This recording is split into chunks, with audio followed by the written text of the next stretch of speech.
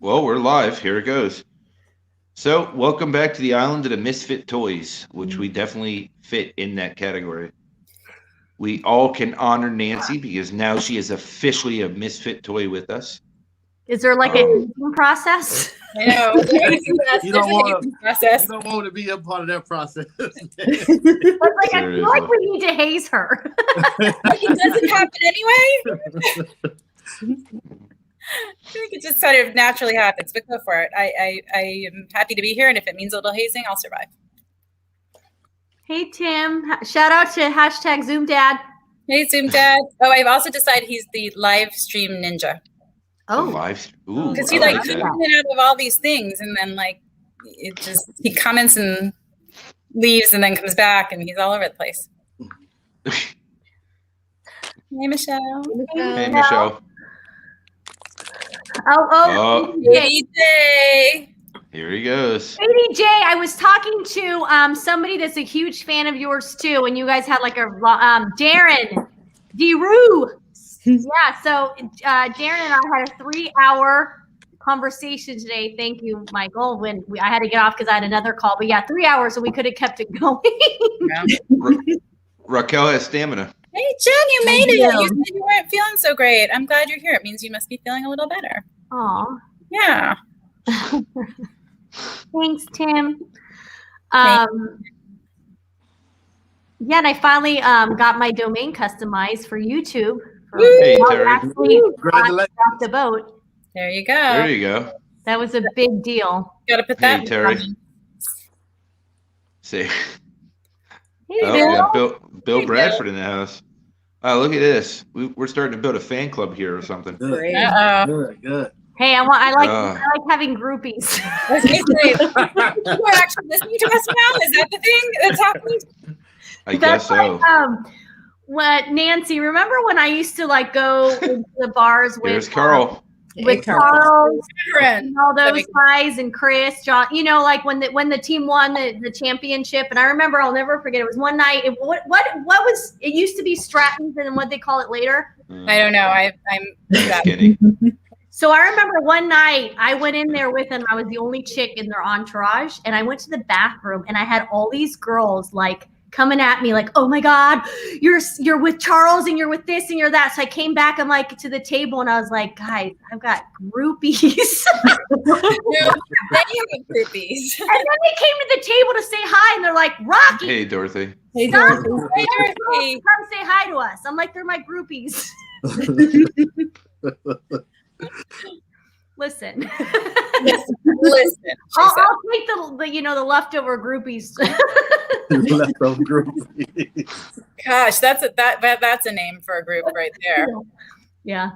The leftover groupies. The leftover groupies. Yeah. Hey.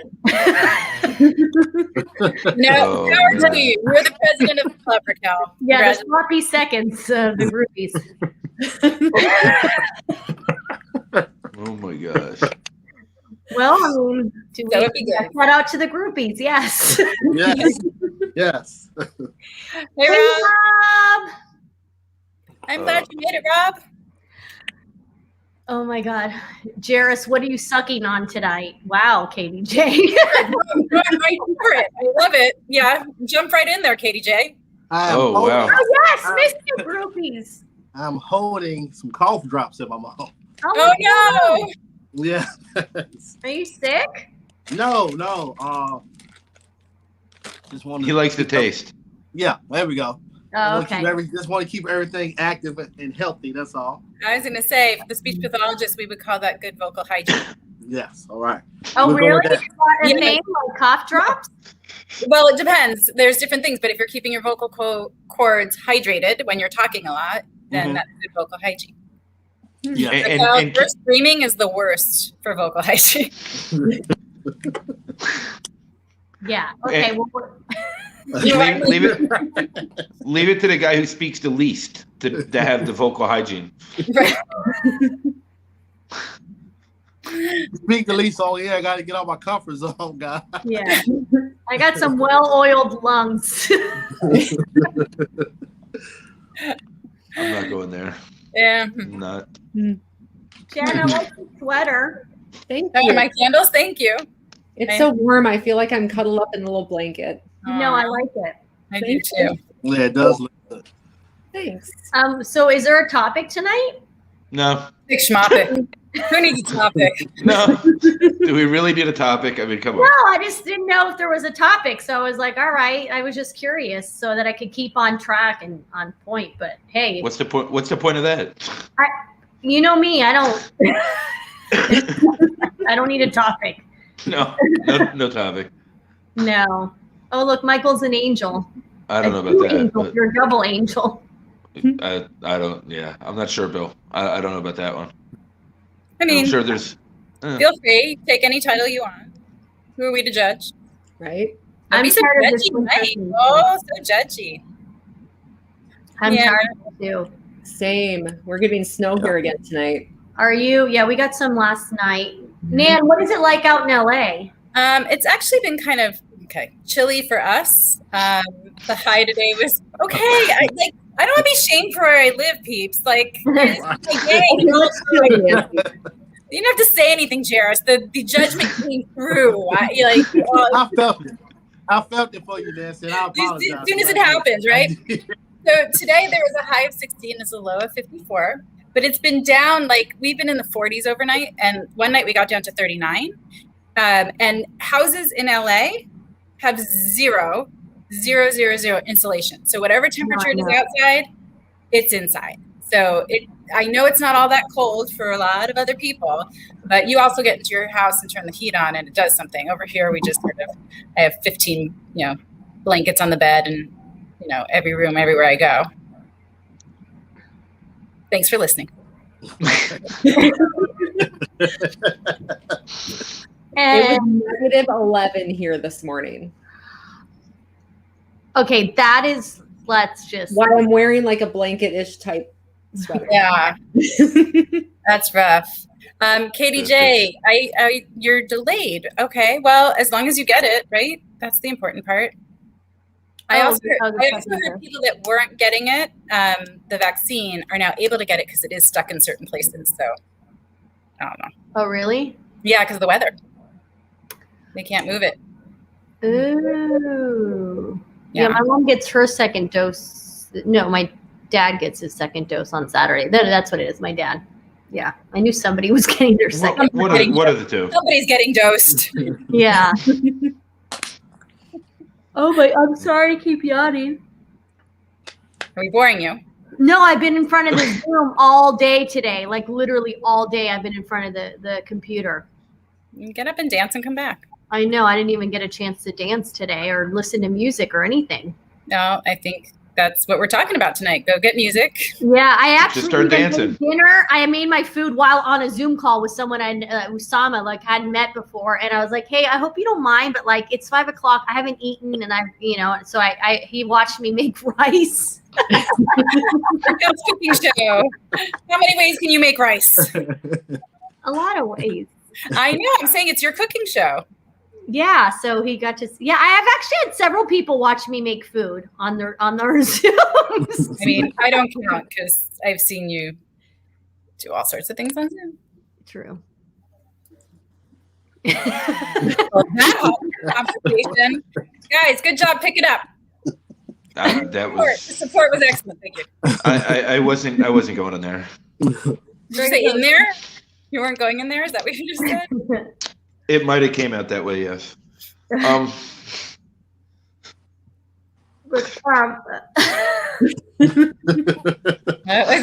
was wondering why all of a sudden. Now I get it. Jaris, that laugh. Jaris is on it today. Yeah, y'all always crack me up. I was looking forward to this all day long. Yeah. It's the only time I get to have fun. Yep. We're all watching Raquel play with her hair. Oh, is that what? It flips. I know. The hair flips. I know. I do. Sorry. I mean, it just stopped everything in its dead tracks. It's like, that's it. Over. Game over. Now you're gonna be distracted by not touching your hair. I know. Travis has a hat. Oh my God, that is so true. I did eat my lunch in front of KDJ. See? Like when I only eat one meal a day, so when I eat, it's like I gotta eat. Yeah. Yep. But KDJ, we also had like an hour phone call, so you know, it's about For what it's worth, we also had an hour phone call, and I did not eat. No. Mm-mm. Yeah. Well, I'm not saying either of us is right. I'm just saying. Yeah, everyone can see me, watch me eat.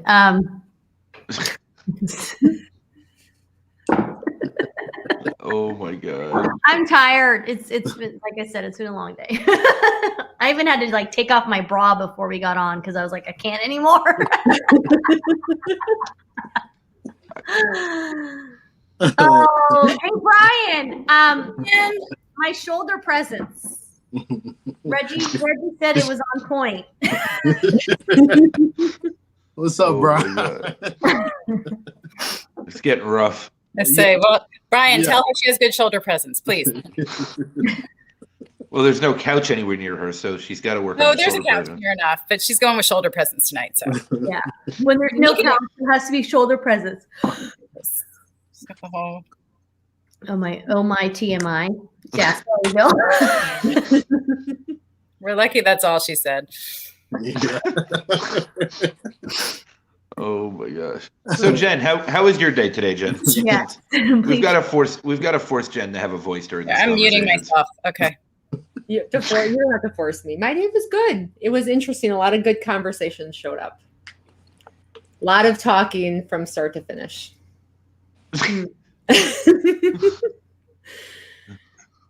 Any 3-hour marathons like Raquel has? No. No 3-hour marathons. A lot of people looking for just changes in their life and shifts. Good. That's good that you're getting those calls. Yeah. Right. How was your What's day? up? Jaris? Well, Jaris, how was your day? trying to get my shoulder presses right.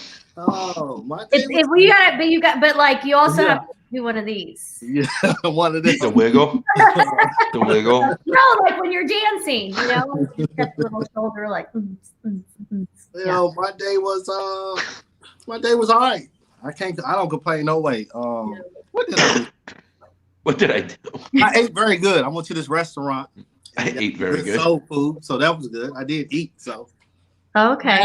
That sounds fantastic. I don't think I've ever actually had soul food before.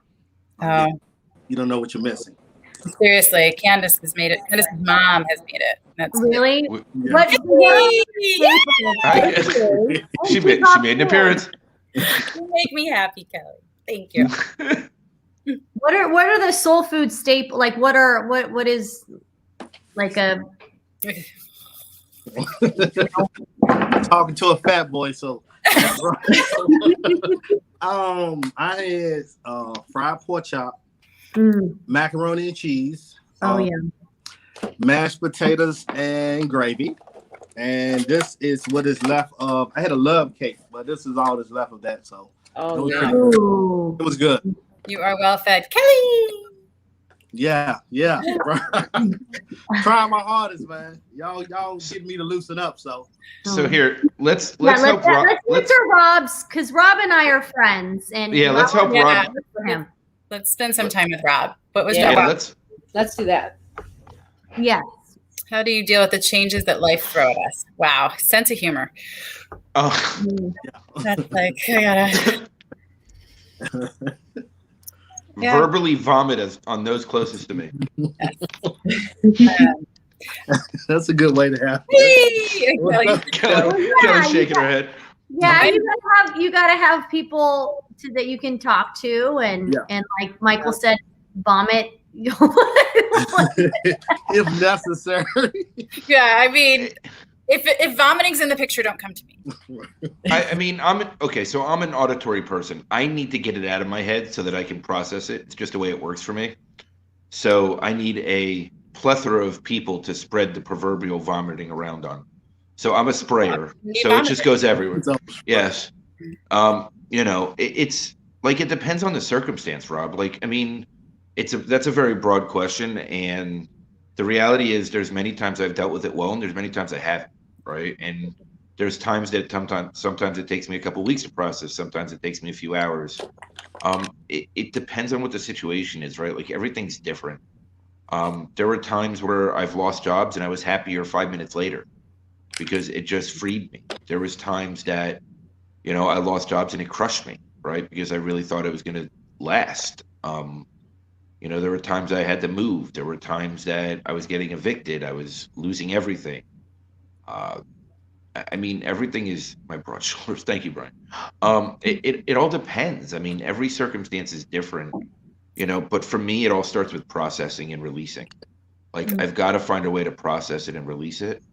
And I think that accepting and allowing is part of the processing for me. And then releasing is just, you know, getting it out. And whether that's journaling it after I, you know, clear enough in my head to journal it out and burn it or whatever I do, because I'm part pyro. So I like burning it and having the visualization of it burning out of my head. That's how I do it. I mean, how about you? Let's go, Nancy. You do it. No, I was going to say, like, I journal. I definitely talk to friends. It's definitely community and bringing myself back to perspective, like the gratitude for the little things, like the very tiniest things, so that my head is, you know, going back to thankful and telling myself things that I don't necessarily believe in that moment, but I know that my brain will. And for me, community, I mean, Mike and I happened to jump on early because I was having tech issues, and I vomited all over him about my day. And, you know, within a few minutes, I was feeling a lot better. It was a lot of stuff that I couldn't do anything about, but just sort of needed to sound. I love meditation. It's hard, especially when I'm in that bad place, and visualization, Mike, in a different way. So I visualize when I'm in that place, it's a dark hole. And I feel around for the ladder that's there somewhere that I can't see. And then I find it and I put it up against the wall, and it's always just tall enough, and I climb. For me, it's quicksand. I feel like I'm in quicksand. So it's like paralysis, like it just freezes me. Yeah, but Jen, I've also days without showering. I mean, it's not pretty. It's when her cat starts sleeping in a different room, we know there's an issue. Hi, DJ. Hey, DJ. Oh, DJ. What's up, DJ?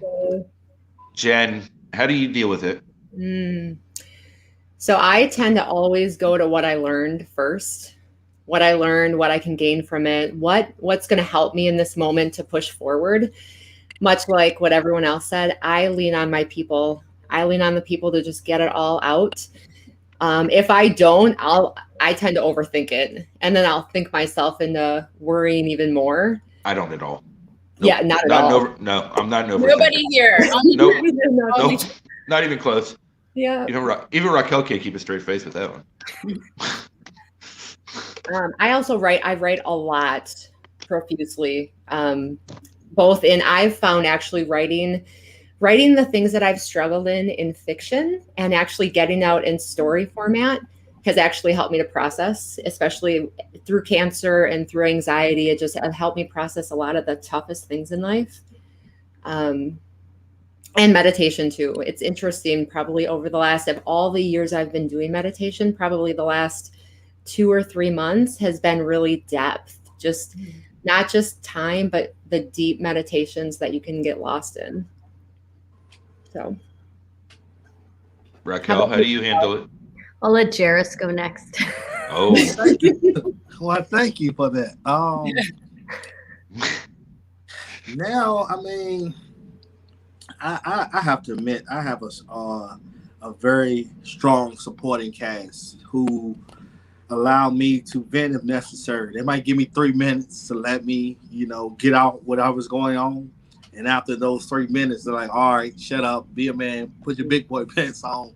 But what I'm learning more and more is to only worry about what I can control. So if I have a bad day, I mean, it's what it is. You know, we all are subject to having bad days. So I just get in the mindset, okay, if I can't control this, what's the sense of me worrying in something that I can't control? That's a Yeah, that doesn't. Pass it on over to you, Raquel. That doesn't work for me at all, actually. You said it doesn't work for you, Mike? No. Why not? Why not? Because at the end of the day, I can't control anything but myself, and because I'm such a slight overthinker, like barely, and I play out scenarios in my head barely, just a tad. It kind of it puts me into this paralysis state of where I really just get stuck in my head. So if I don't vocalize it and put it into words, I will get trapped. I will be trapped. You know, Mike, it's funny because I'm not an overthinker either, but I will literally yell like Nancy, stop. Like when my mind goes down that road, like, no, stop. And I go back again, no, stop. Like, hey, Kelly. Because otherwise I will continue down that path and find every avenue I can run down. But I've gotten to the point where I'm like, no, stop. You need to stop. Sometimes stopping's good, right? I mean, I don't know about you guys, but I think a lot. My brain is always constantly racing. So I could be worrying about a lot of things, but a lot of times I'm realizing I'm worrying about stuff that's not even happening. I get to worrying about, okay, the possibility of something that, what if this happened? And that's not fair to me to be worrying if something could happen. That's not fair. So I just let it go. Do you sing the song? No. No. No. He goes, no. Right, No, that was quick. I had you sing the song, and that makes everything better for me. DJ, thank you. What's the song? You are a gift to us. Thank you. You are a DJ. Yeah. Brian sing.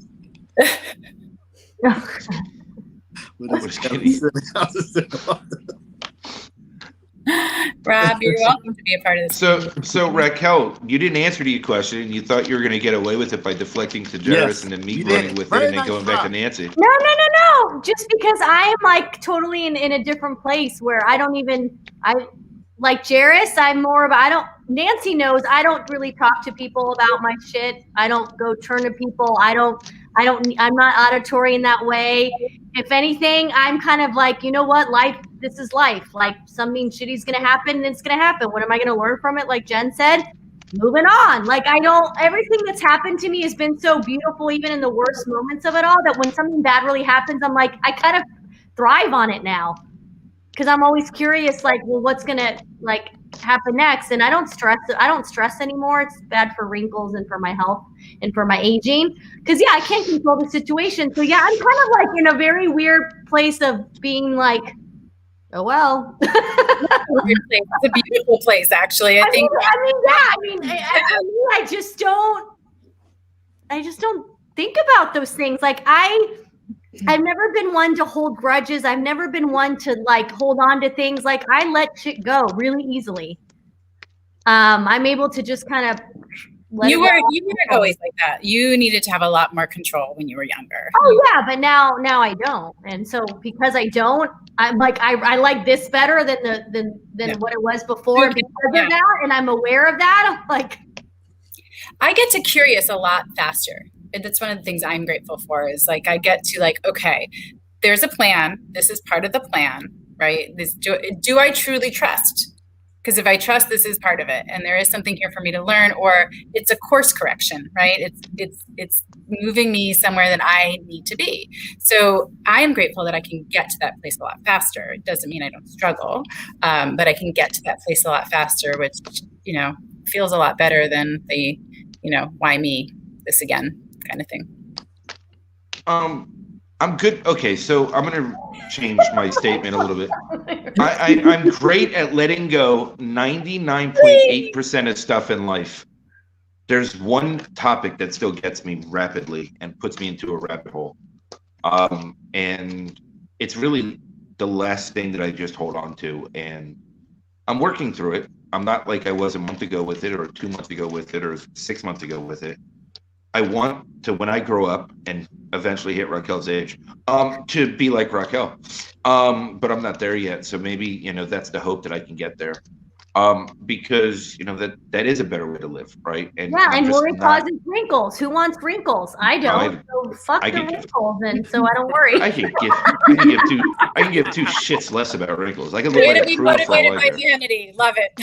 Yeah, I don't care if I look like a prude, but like I just it doesn't matter to me. It just doesn't. But I want to get to that place, and I'm just not there yet. Like most things in my life, I can flip that on. And I've had many circumstances and situations out of my control in the last 12 months. Many. And most of them I'm pretty good with. When it comes to one, I'm still not there. But I'm working on it, and I recognize it, and I actively work on it, if not daily, then minutely. But it's a process, right? And considering that a year ago I didn't even know what emotions were, I'm getting there. So it's just baby steps, right? Like we all I think that's where self-compassion and self-forgiveness comes in, right? And having that for ourselves and understanding that, there's parts that we still need to evolve through and grow from and reflect with. And that's kind of where I'm at with a lot of my life, most of my life. I keep a picture of me when I was a kid in view all the time because that's... Okay, I'm gonna get mine. This is baby Nancy. Baby Nancy. Cute. Hello, baby Nancy. Right? And I would never speak to her the way I sometimes speak to myself. I would never do that to her. So this is always where I can see it to remind me that she's still in there, and anything I say is she's experiencing as well. So she hangs out here, her little ragamuffin self in that 70s outfit. But how old are you there? Because I feel like we might be the same age in our pictures. I was preschool, so I'm going to say 3-4 years old. Do you have the same bad 70s outfit? No, so mine's a candid picture, and it's of me in the yard. See how I'm just like kind of joyful and just bouncing around like free spirit with that like I'm just smiling. I see that, and I just, again, it reminds me of like me. So what's changed? I don't understand. What's changed, bro? Well, like, I mean, you're the same person. Like you jump up and down, dance around, you put on music. Like, yeah, to continue to be the same person. Like that's the whole point. Is like I can be 45 and still be this like carefree girl in the yard that's just like bouncing around in her dress and just like doing what about. So I have that in plain sight too. Yeah. Oh look, twinning. Yeah, I know. I feel like we're the same age in our pictures. That's so funny. I know. That's funny. I'm curious, Raquel, because 27 years of friendship, how do I process?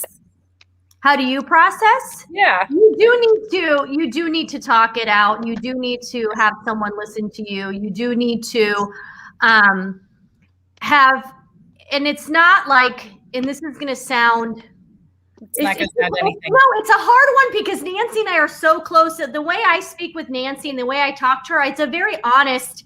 And when people hear, they could be like, well, wow, you're such a bitch. But it's just the way she and I talk. So Nancy and I are very different, where Nancy is, she has a little bit of codependency.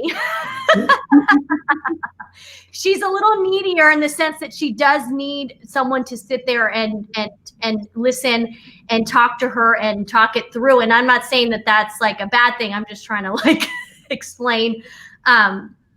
But you do a good job, like once you talk about it, of then being able to just kind of like release it and be good. But you definitely need to talk it through, and you need to have someone that knows you well. Yes, because the part that Raquel is being kind about not saying is, and this is a good friend. This is why we were friends for 27 years, because I will talk and I will talk, and whatever the subject is, she finds a way to basically say, shut the fuck up. Right. But I'm serious. She gives me I find it, like even Michael today, let's be real. The same thing with Michael, where he was, and I said, listen, he goes, I'm sorry, this is so much, drama, whatever. I go, yeah, and I don't need your drama either. Right. Like, kind of like, listen, I'm at a point now where I don't want to listen to this anymore either, because it's affecting me, and I also have to protect and honor myself.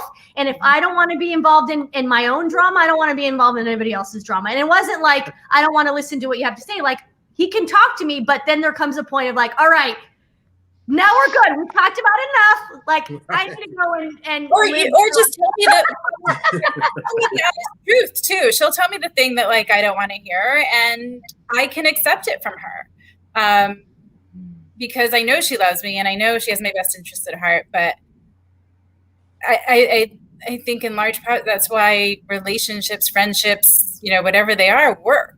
Like, I have plenty of people in my life that are going to tell me what I want to hear. I don't come to my best friend to hear what I want to hear. Yeah, no, it's true. I do the same. I wanted someone that's going to call me out. Like, for instance, even like the guy that I fell madly in love with, like one of the things that I loved about him was that he would call me out. Like, he would not, I don't like someone like, oh, Raquel or this and like, no, like, call me on my bullshit. When I was single the first time around, my brother is an attorney and he was working in a large law firm. And so, of course, my sister-in-law was like, well, let David find you somebody. Let David find you something. And so my brother's like, whatever, what are you looking for? And I said to him, well, I need someone who's going to look at me. And they're always going to start with, I love you. But they're going to look at me and say, I love you, but you're being a bitch right now. Because I'm capable. I know I am. And if you don't let me go there. Don't like put me back in my place. And let's do this the right way. And DJ, by the way, Katie J just said the F word. Like, I think this is a first. Has he ever said the word fuck in one of his? I don't think so. I've actually. No. Wow. Free it, Katie J. Kelly, bring it back so we can screenshot it. Yes. Seriously.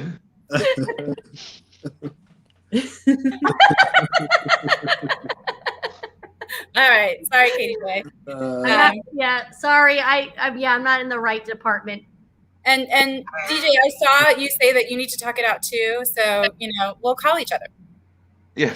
Yeah, and that's the thing is, like, you have those people that like, and if I do need to talk it out, like, I know who I can call. I can call Nancy. There's people like Brian had called me, and I was not.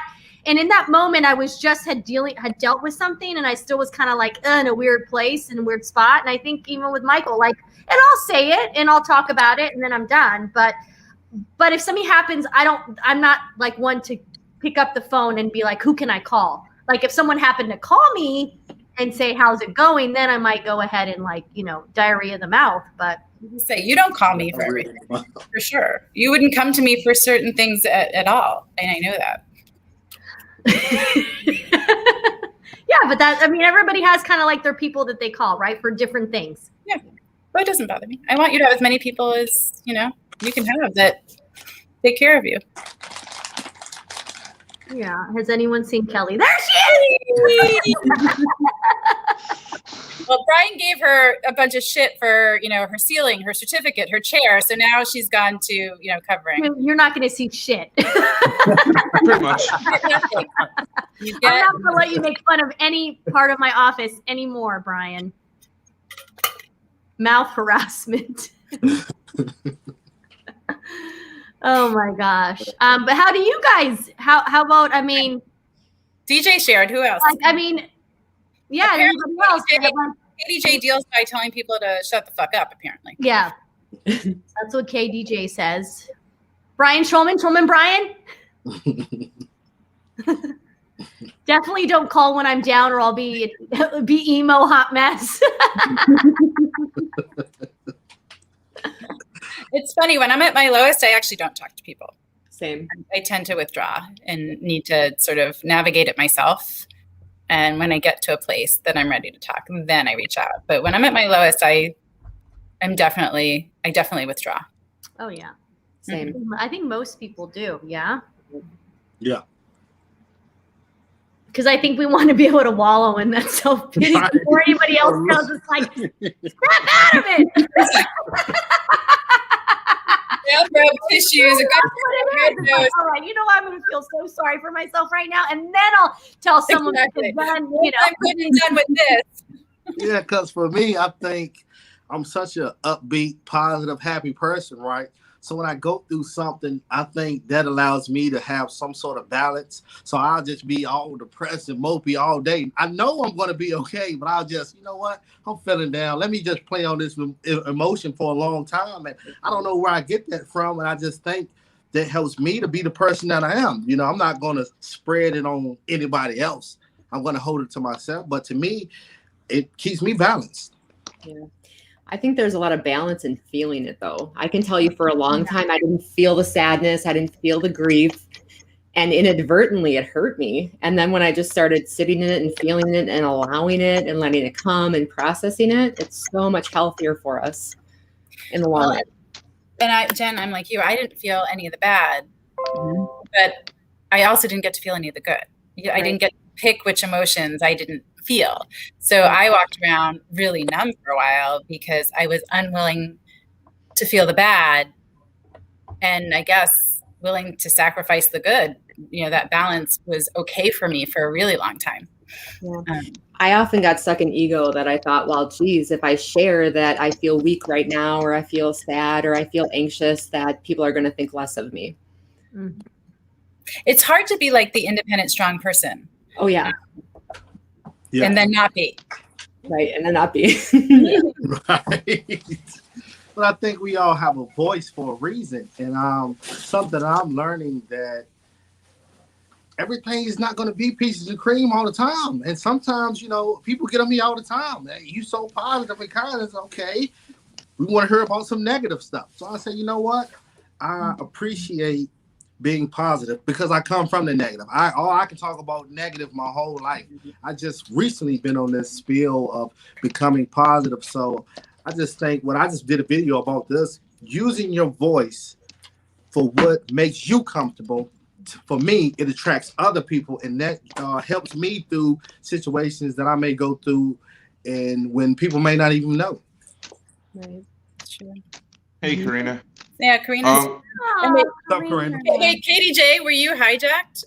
I know. Well, because Gabe hijacked Reggie's profile on the other live, and it was Reggie. It was Reggie Waterman. I don't know, but it's Reggie's #1 fan, I think, but he had hijacked Reggie's. Really, really ungroovy to soil Katie J's name. I mean, well, because that's the thing. He said the F word, so I'm thinking maybe it was Gabe because I feel like Katie J wouldn't say the F word. Was dinner scrumptious? Well, I don't know, but oh, man, okay, we're gonna have to keep talking and see what happens. But yeah, I think the F word was a little bit of a red flag for me. Doesn't seem like his vibe. Yeah. FaceTime him. I say, what's the WhatsApp? Oh, he has an Android. It's got to be WhatsApp. I'm WhatsApp. For me, when I'm sharing my negative moments, like, you know, on lives or whether it's a video or whatever it is, I try to share what I'm learning from it. It's not only just about the pity party anymore, like it was in the beginning, like a year ago, because I didn't know any better.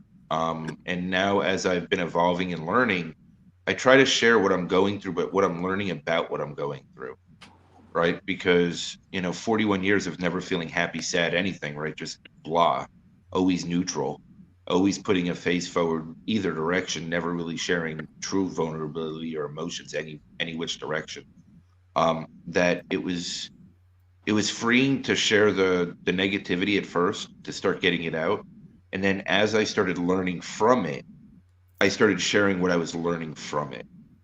Now, it didn't make me any less sad or miserable at those moments, but what it did was it at least gave me a reason to do so. Was that who sneezed? I don't know. Oh my God, Jaris always has like a guest, you know, I keep somebody with me, y'all. Apologize. I was going to say, okay, now you know what I said Nancy was codependent? Jaris is codependent.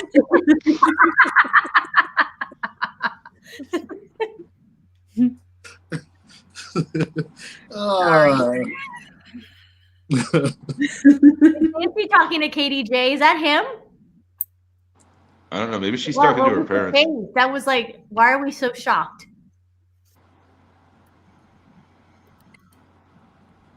It was Katie J. He dropped the F-bomb. Wow. Oh, way. That shot. Yeah, that shot. Even Kelly. There's Kelly. I don't know if you guys were like, he was like, no, I that was me. And I was like, So apparently we bring out the best in him. Yeah. If we can get KDJ, this poor guy was so innocent that we corrupted him so quickly. I don't think he's. I know. I'm gonna give him credit for a life well lived. He's not that innocent. I say, Nancy, I'm giving him credit for a life well lived. Nancy, send him the link. Get him on here. No, you know he's not going to do that. Knock it on. Which Send is it to him. Because, like, I don't understand why, like, can he not? I think now he's just all messing with us, and he's like, yeah. Now it's his mystique, right? Like, who's this? Yeah, like it's a unicorn. He wants to be a unicorn. Karina's like, KDJ said fuck. I know, seriously, right, Karina? Like, it was quite shocking, actually. I had to look at it a few times. So then, who's Gabe impersonating tonight? Then he was impersonating Reggie. But Reggie's not here. But when Reggie had Shanae on the live right before this, Gabe was on there impersonating Reggie. Well, he was Reggie Waterman's biggest fan or number one fan. I'm going to LinkedIn to look up Gabe, and he's not going to pop up because he's someone else. So look up Reggie. Maybe, I don't know. Mysteries of life here. It's very important research happening. KDJ said, hell no. There you have it.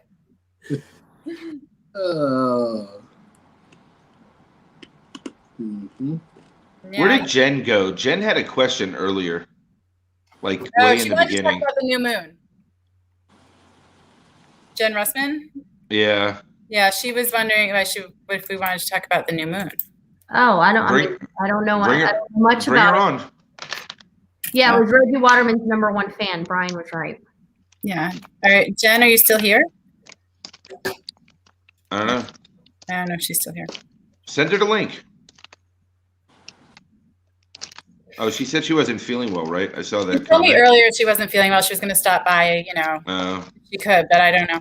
But hang on, let's try and get her back. I mean, I don't know. The whole sky's covered in clouds, so I can't tell you anything about a new moon, an old moon, if there isn't even a moon. Like the moon might not even exist anymore. Wow. I wouldn't notice. It's been clouded like 6 days in a row. I feel like I ended up in Seattle. Can you find him? Who? He's not under. Yeah, is he still under Reggie's number one fan? Yeah, he's still under Reggie's number one fan. Jenny. Hey, Jenny. Jenny. Hey, Jenny. Yeah, so he still hijacked his profile pic. All right, so he's not here. Someone's getting notification. I know. How have you learned from one another? Wow. How have we learned from one another? Learn from. Good question. We're also kind of like a new group that's been put together. So it is interesting. Like I know I'm learning about Jaris and Jen just because I've just only been introduced to the two of you just in the last couple of weeks. So that's been really cool. But I mean, I learned something from every person. One-to-one conversations with definitely learn from somebody. Yeah, I'm just trying to think. Like, I want to make because she asked what we admire about each other. Oh wow, that's a lot. Yeah. So I want to make it good. I don't want to sound dumb. Well, the first one is like I admire everyone's, and this word gets used a lot, but authenticity. That's the first thing. Everybody showing up as who they are, wherever they are, and that no judgment piece. So those are two general ones for me that make this group like feel like home. I mean, again, I have not had my one-to-one with Jaris or Jen yet. Like I came on last Thursday, and that was the first time I had face-to-face with Jaris, and I hadn't met Jen. I don't remember if we hadn't connected or something had happened. Like it was out there, but we actually hadn't connected. So while it's a new group, I think when people are honest and non-judgmental and show up how they are, you get deeply rooted and deeply bonded pretty quickly. Yeah, I agree. Yeah, I agree. So let's see. So for me, Nancy, I admire the fact that she can take negative and turn it into positive without even trying. That she can take in darkness and turn it into light and give it back out in a way that absolutely changes your perspective on how you look at yourself in an instant. With Jen, I love the way that she inspires others to be self-inspired, that she lifts others up just by being her. Raquel, I love her magical goofiness, her lightheartedness, her caring, her loving, and the way that she just lights up the screen in people's hearts and lives. Jaris is knowings, the way that he sees people and the way that he can inspire people to see themselves. That's beautiful, Michael.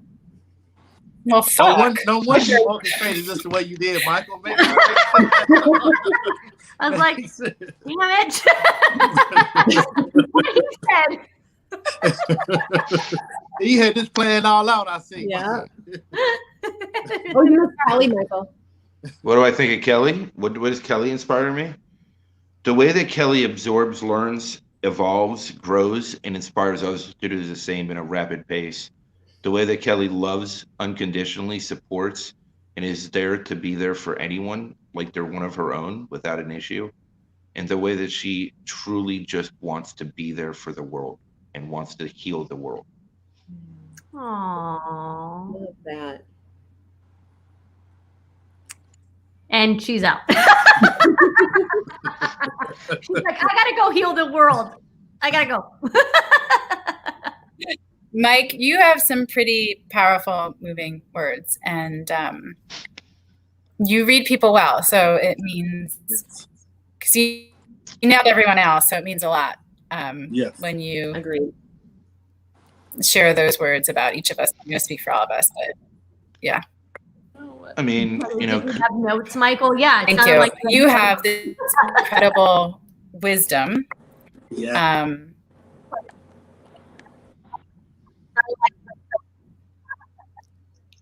Is she someone it sounds like it.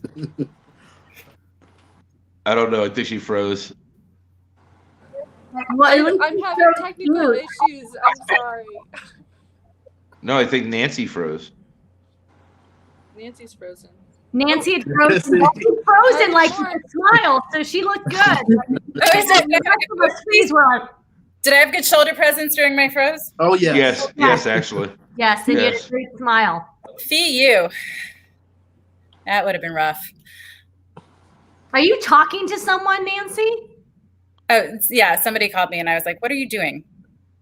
Then I hung up. Oh, okay. Gotcha. Yeah, family things happening right now. So. Oh, okay. Dad fell this morning. Oh no. Yeah. Did he have to go to the hospital? Yep.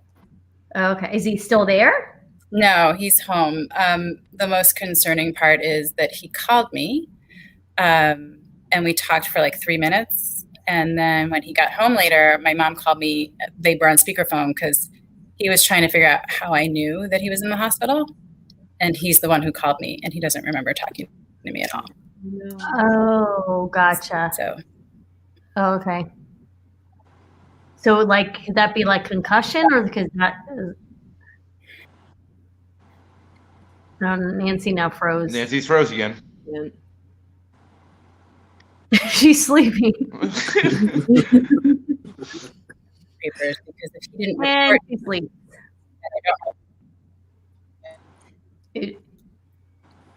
Okay. Nancy, you keep freezing. And she's like, okay. Aw, DJ. DJ. Oh. What? Okay, she'll probably come back on. DJ sees the best in everybody and helps them inspire themselves to get there. Karina takes very complicated issues, breaks it down into a fun, whimsical way, almost like a little fairy flying around in an extremely deep but lighthearted way. Jenny Gold has a way of healing people just by speaking to them, and she doesn't even realize that she's doing it. Brian Shulman is like a human heart that just walks around with all the love and positivity, all the positivity in the world to lift others up on a minute-by-minute basis. I mean, I can keep going. Minute by minute by minute by. It was only a matter of time. It was only a matter of time. It was only a matter of time. Michael McDonald song. I just know Old McDonald. I don't know about Michael McDonald. It's the Doobie Brothers. Who? Do you not know the Doobie Brothers? I was too busy smoking doobies. Oh my god. We're gonna. I started drinking at 9. Like it's a blur, Raquel. Like from 9 to 27, I really don't remember that time frames. Really? Really? Yeah, You're that like in the clouds? As much as I could be, yes. As much as I could be, because could you imagine being 6 years old, doing what I just did for all you guys and what I did for people that are in the crowd, and doing that in a classroom at 6 years old to people, and teachers and principals, and that's how my life was. Karina, even I know the Doobie Brothers. Even I know the Doobie Brothers. Thank you. I mean, but that's what my life was. Like that's what it was like for me in elementary school. Like that's what it was like being in a classroom at 6 years old. I used to go home crying. I mean, I would literally, if some kid was in the bathroom peeing, I would literally pee my pants because my empathic abilities were just there. Kelly, you gonna put Nancy back in, or do you want me to? She's kind of there, I think. Oh, not really. Maybe her cat laid on the screen.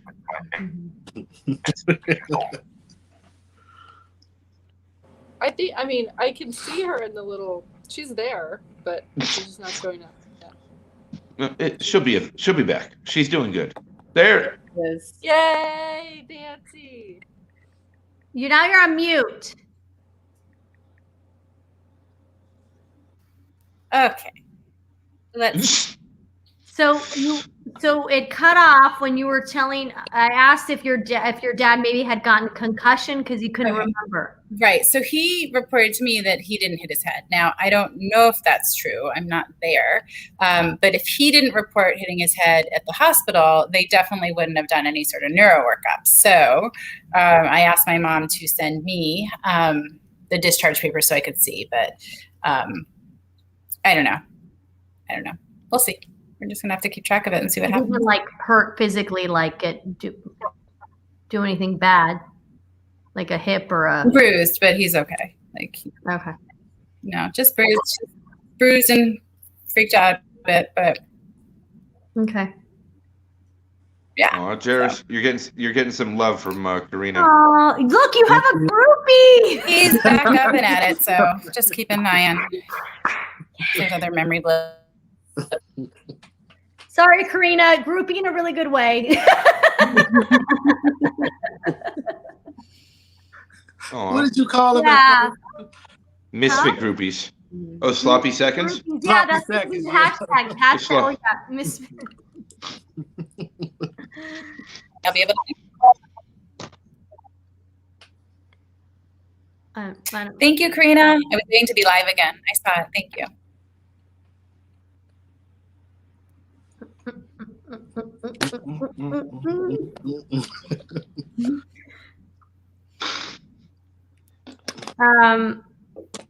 So can we get real here? Like Sure. very real. Sure. Please, let's. So 2 nights ago, so Nancy knows this about me because she knows I'm not affectionate at all.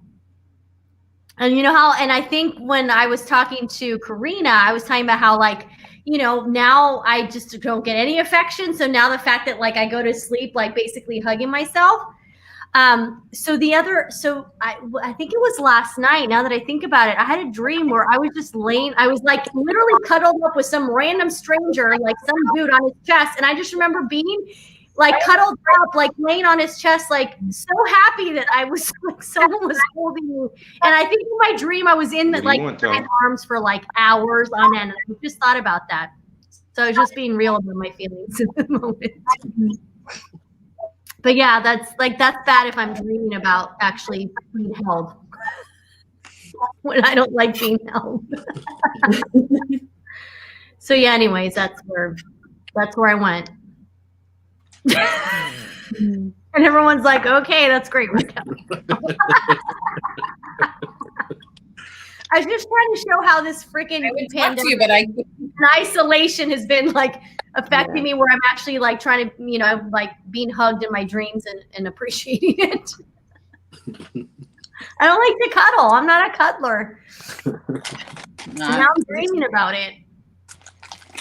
She's more of a porcupine than a cuddler. I love you. I know. I love you too. Yeah, no, I'm not a cuddler. Okay. Anyways, I just wanted to share that. Disclosure. I got like a flashback. You know how every now and then, like during the day, you get a flash of like your dream or a flashback, a little kind of, and I got a flashback of me like being cuddled up. I got nothing. I got nothing. I'm sorry. Yeah, it's okay. Alrighty then. Maybe there's part of you that that just really stare at the camera. Yeah. Okay, now you look like you're like stoned.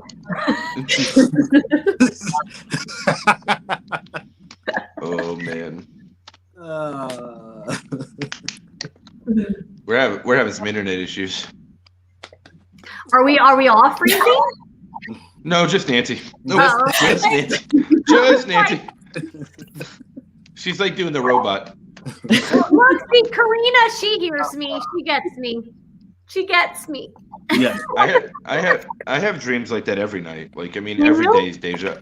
Yeah, every day is deja vu to me. Like, you know, I had deja vu when I was talking to Mark Wynn's major deja vu when I was talking to Charming Charlie. I like to call him Charming Charlie. Charlie. Yeah, I call him Charming Charlie because with his British accent, he's just like little Charming Charlie. And I had like a major deja vu when I was talking to him. It was the craziest thing. I was like, oh my God, like this is all, I've experienced this already. It was weird. Let's talk deja vu. Huh? Let's talk about deja vu. Yeah, well, I'd like to, Michael, what's your take on deja vu? Like how do you define it? To me, it is depending on one's beliefs, right? For me, like I've had very lucid, vivid dreams my whole life. And a lot of them really happen, come true. They don't always, but a lot do. A very large percentage of them. And they're so vivid that there's been times that I wake up and I really believe that it really just happened. Oh, that happens to me all the time. Right. So deja vu is when I start living out what I saw in one of those dreams. And it happens on a very regular, almost daily basis. At one point of each day, I dream the same way. Total just.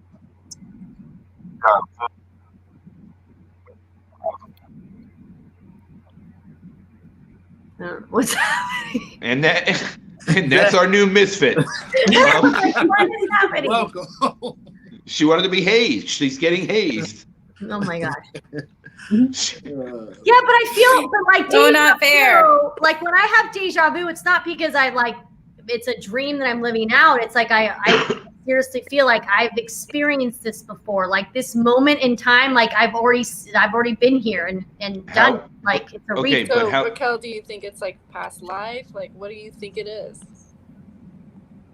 I don't know, because it's always a very overwhelming feeling where I'm like, oh my God, this is crazy. Like, this is so weird. Like, I really because my dreams are so vivid that yes, I wake up and if I got pissed off at someone in my dream, I will be pissed off at them when I see them, like so angry, like, because I believe that. Yeah, I'm the same. Yeah. Same. Totally. But I don't know. Why do some people have like the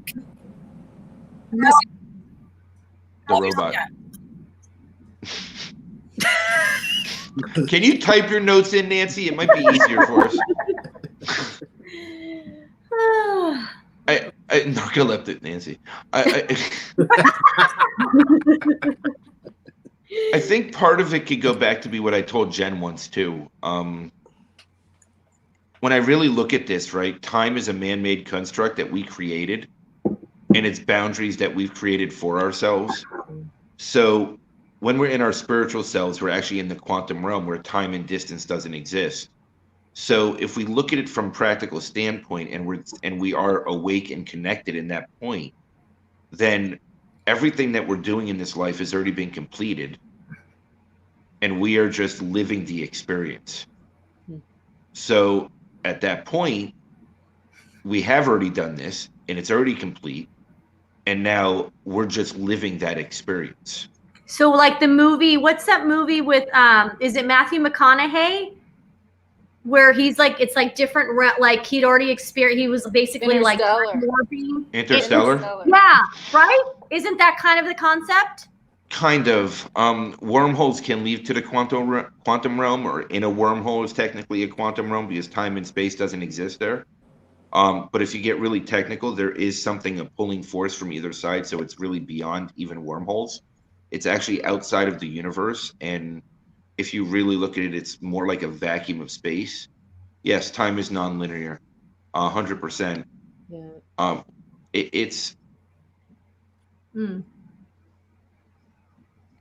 Did I already type this? Dun, dun, dun. That was good. But I think it ties into a lot of these things, right? Because my dreams are so vivid that I see these things anyway, clairvoyant dreams, whatever you want to call them.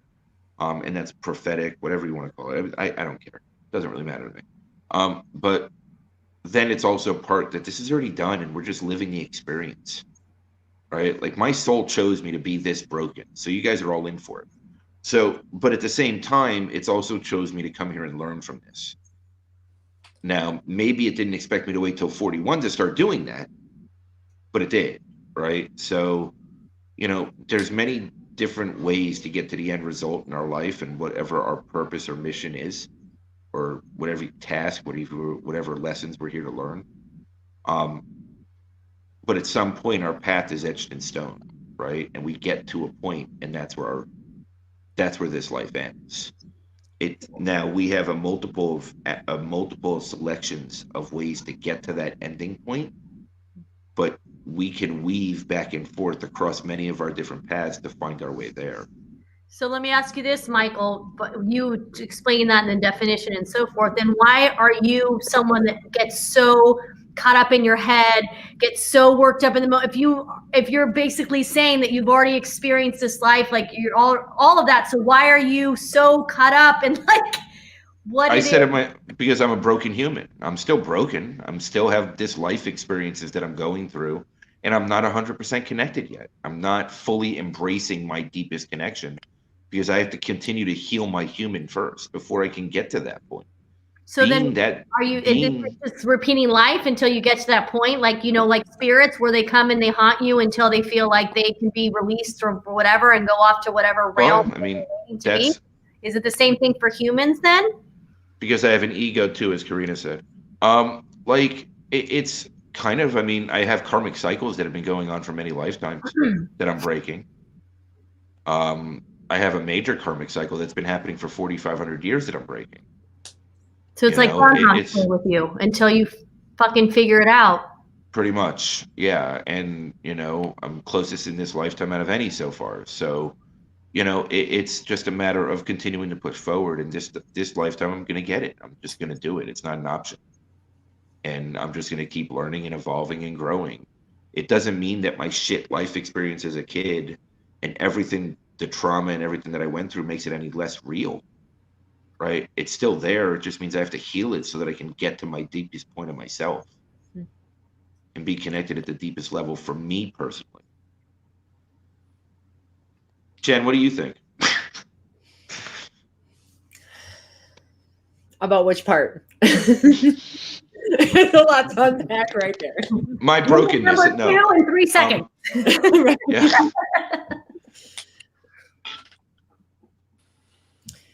Well, going back to the deja vu part, I don't have an answer on that part. I do think that part of it has to do with past lives and things catching up to us. You know, I've heard it read that it's just a memory glitch in the brain. I think it's what we choose to believe. I don't have an answer. I just choose to keep moving forward with my best foot forward every day.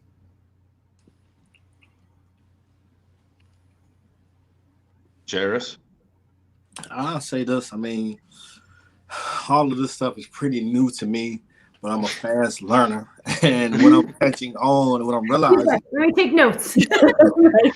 I've been taking notes all day, and I've been I had a wonderful conversation with somebody. I'm not going to mention their name, but around the same topics that we're talking about. Michael knows what I'm talking about. And from what I'm learning, this is just me. We all are connected in some kind of way, right? So I feel like all of us are brought together for some type of purpose, whether that is to help each other out in our own missions, or like what you're saying, Mike. I know you and I have a great relationship offline. And I honestly believe that you and I were put here to figure something out, since we both have similar situations. And I can't wait to have one-on-one conversations with everybody else so I can kind of figure out, okay, how am I supposed to be used to help shape or benefit somebody else's life, and that being done in the same way? Because we're not, we're here because, Michael and everybody else behind the scenes kind of brought us here, but I feel like it was a bigger purpose. And Michael, it's where now I'm learning a whole lot about you. I'm just letting you know, I'm learning from you very quickly. The way you broke all this stuff down, it's like, okay, we are put here to learn something or to help somebody else learn something. And it's happening right now. Yeah, I agree with that. Yeah, absolutely. Yep. Nancy, are you non-robotic right now that you can talk? I'm giving up on the computer. I just went to my phone. Oh, okay. Yeah, we should be okay now, but who knows? Widescreen, Nancy, widescreen. I know, but then I'm staring at the. Okay, go back the other way, Nancy. It's a lot. Leave me alone. Part of the hazing process, Nan. Okay, I can deal. Okay, so answering a question. So, as for deja vu, I guess for me, like, I believe in manifestation. So I can create a picture of something that's never happened in my head, in great detail, and then have it happen. So applying that same principle to deja vu, there's no reason that, my subconscious couldn't be doing the exact same thing. Or, in times, when I'm processing, things are being created and they are familiar later because they've been floating around there somewhere. So that's sort of my thing. If I can manifest then things that I've never seen and touched or been places, then yeah, deja vu is sort of the same thing for me. And in terms of what Jaris is saying, I believe in there's like a universal energy. Absolutely. There is a reason for everything. We don't always get to see it. And that's sometimes the frustrating part.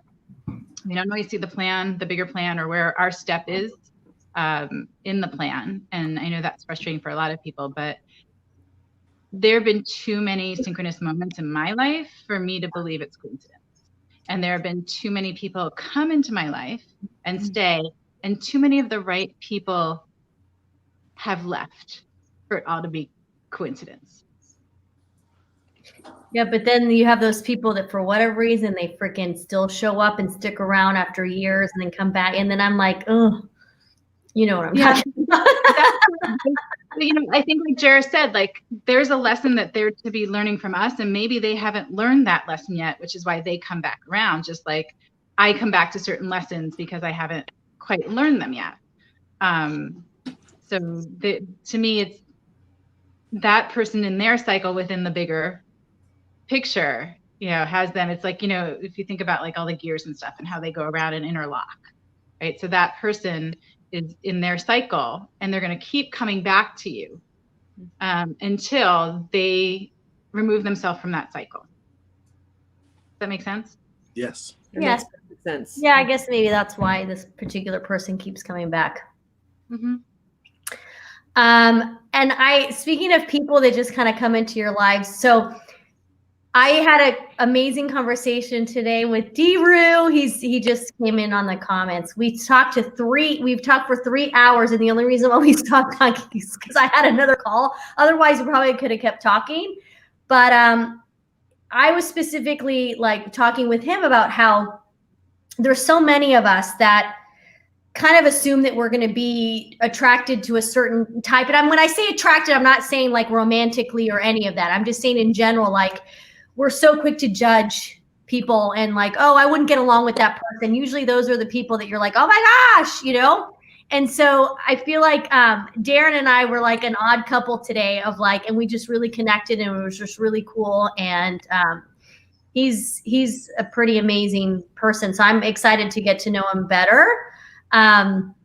He's like, but that's what I love about this, like Jaris and Jen, like same thing where I'm being connected and my paths are being, are crossing with these just incredible people that I think maybe a couple of years ago, I wouldn't even give them the time of the day because I would have been in my own world of like, oh, that person's not going to fit in my world, or we're so different, or they're not going to like someone like me because I'm too mainstream or I'm too goofy or whatever. Like, and I've just learned so much just in the last year of like, we are all connected. We all have commonalities, all of it. Like, yeah, I definitely believe if my LinkedIn experience happened at a different time, it would not be the same. I mean, I know when I was going through my divorce, I needed connection, but I wasn't open to it. I wasn't receptive to it.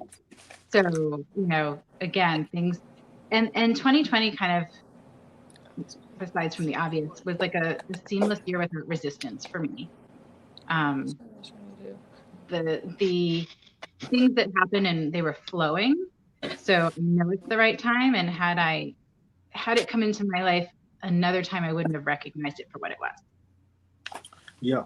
And to just veg you back on that, many of us have to pay attention to what's going on in today's society. Right. The virus, the pandemic is forcing us to do something.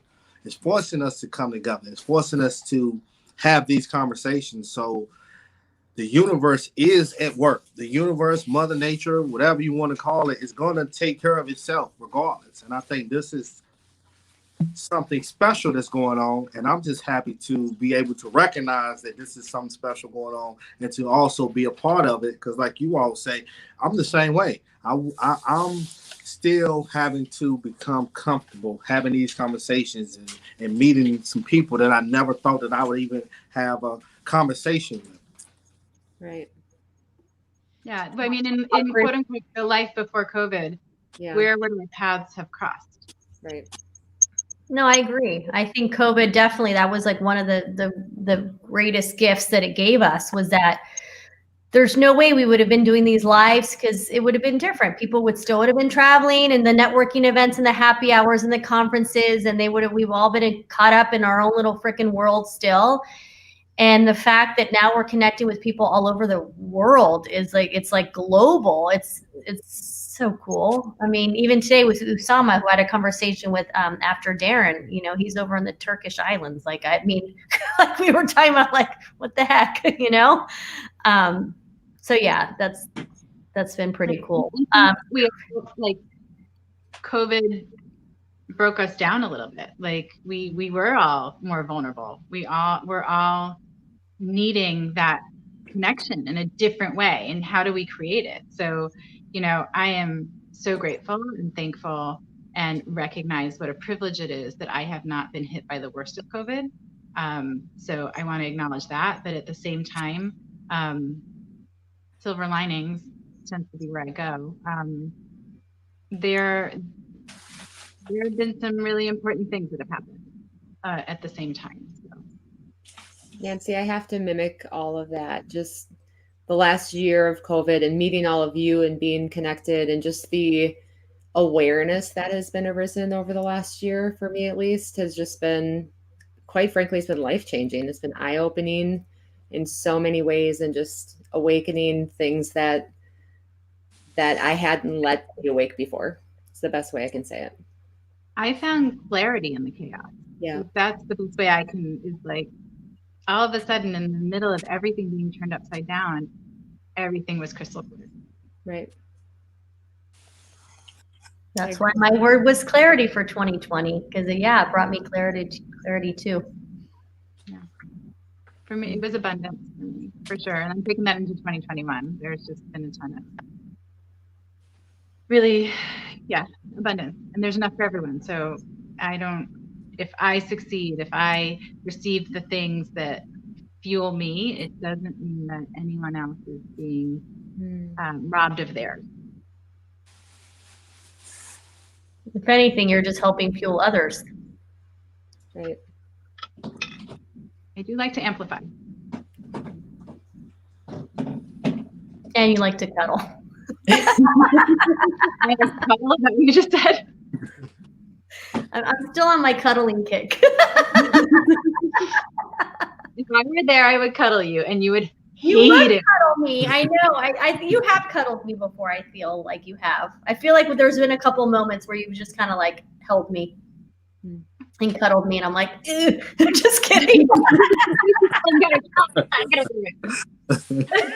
Story of how you lift yourself off of a raft because someone touched your shoulder.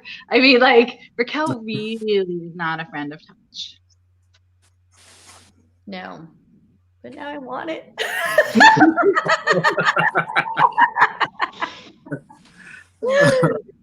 I'm gonna cuddle with you, Brian, when we meet.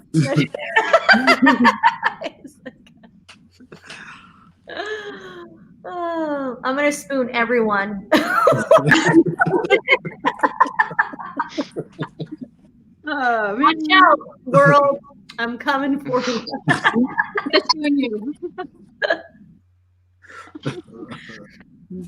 I think that one of the biggest things that came out of that's coming out of this COVID situation is it's opening us up to possibilities that we never had time to look at before. Yeah. Mm-hmm. It's showing us and giving us ways that were being presented to us in the past that we never accepted or acknowledged, right? And it's showing us new ways that have really existed, but we never allowed them to be a part of our lives, right? And you know, like Zoom's been around forever or a while, right? Video calls, I've been doing video calls on Skype since 2008.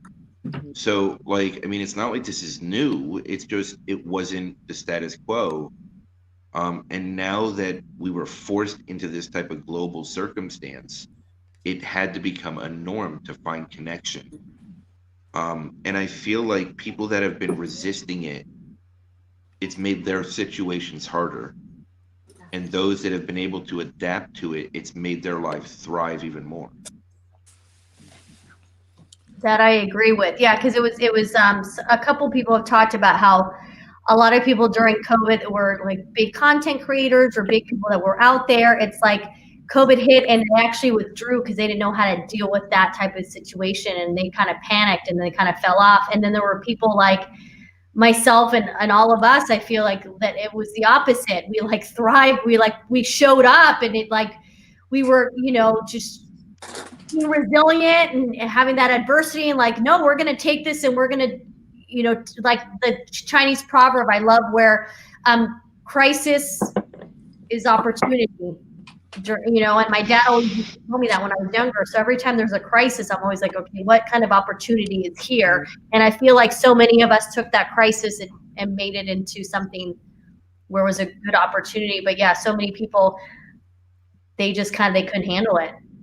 A lot of people couldn't handle being still and being with themselves. Like that really was exposed too. It's like, can you handle being in your shit without the distractions that you normally have? You know, Netflix is being binged left and right because people are trying to find ways out of it. But I think there are people who lean into it, who maybe were starting down that path anyway and had the opportunity then to sort of really learn how to be still and learn to accept who they are in each moment, what they're feeling in each moment. And even with their relationships, right? Like, you know, and this is something that I thought, and you know, you guys might, you know, kind of be like, oh, really, Raquel, this is what you think about? Yes, this is what I think about. I was like, I wonder all those people that were used to traveling, having affairs, were used to like not having to deal with their spouse. Yeah. Now they don't have any of that. Like, what's happening? Because, you know, I knew a lot of people that, you know, that's what they relied on. was travel and being able to not have to face what was going on at home. And then suddenly they don't have that anymore. You don't have the excuse of, hey, I got a trip, or hey, I'm going to go out to, hey, happy hour. I was wondering how many affairs were suddenly like, da, da, da, da. So yeah, that's what I think about, folks. Are you thinking about how many affairs were exposed by this, Raquel? Huh? So you're thinking about how many affairs were exposed by this? No, not necessarily exposed. It's like, what are those people that's what they were relying on? What are they thinking? How are they dealing with this? What are they gonna actually like try to make things work with their spouse because they're there? Like it was not so much the exposure. It was more of how are they gonna be able to manage it. I mean, if you're a person who leans Hey, Reggie. in. Speaking of affairs, there's my Wow. All right. Wow. I think no. But yeah, so anyways, I was thinking about that. But what I think it is, like, okay, so let's just call it what it is. I mean, it's all just avoidance, right? So I think they just diverted avoidance to something else, right? Like, I mean, I think that's it. And I was the king of avoidance. I tried every single way to avoid and became addicted to any type of avoidance, no matter what it was. And I've talked about it undeniably in any way possible. But I mean, yeah, I was forced to sit in my shit. I was literally forced in every way possible to sit in my shit. Like, I mean, I'm forced 1,200 miles from home in the middle of nowhere, with no Starbucks for an hour and a half. And that was like tragic for me at first, until I realized that I had to drive an hour to pick up groceries. And then that was tragic. And, and like all these little things that I got spoiled with, right? I mean, that I got used to, the conveniences, and again, it all became avoidances. And like I was making myself busy to stay busy so that I didn't have to deal with myself. Yeah. And this really brought that to a halt, because by the time it was mid-March, all my contracts were canceled. I didn't make a penny. I didn't work. I didn't do anything. And I was stranded out here by myself. The first 2 months, I was extremely depressed and had no interest on working through it. I went into quicksand and didn't want to come out. And then when I started coming out, it really was about doing the work and finding my way through this. So it really forced me to work on myself and become this enormous, amazingly, perfectly broken human being I am today. Which is okay, because I'm a work in progress, right? And I'm moving forward and I'm growing and evolving daily. This is a daily process. Can we just talk about that Reggie's watching Married at First Sight? Can we just unpack that a little bit? Marriage we got to back at up first first. Can we back it up, unpack it a little bit? Back it up. Reggie, you're watching Married at First Sight, really? Wow. And apparently Brian was trying to FaceTime with them, but he's busy. See, Brian, we can't FaceTime. It's speaking of avoidance, I feel like Married at First Sight sounds like avoidance. Yeah. That is a pretty like creepy concept. Like, would you guys do that? Rely on like psychologists and everything to pair you with someone that they truly think that you would be compatible with? Like, I truly believe that physical attraction is so huge, that chemistry, because you can be everything on paper, but unless your pheromones are like working and in your favor and his favor, like I really don't think it's gonna work. Like, do you think Given my history of choosing, I consider it.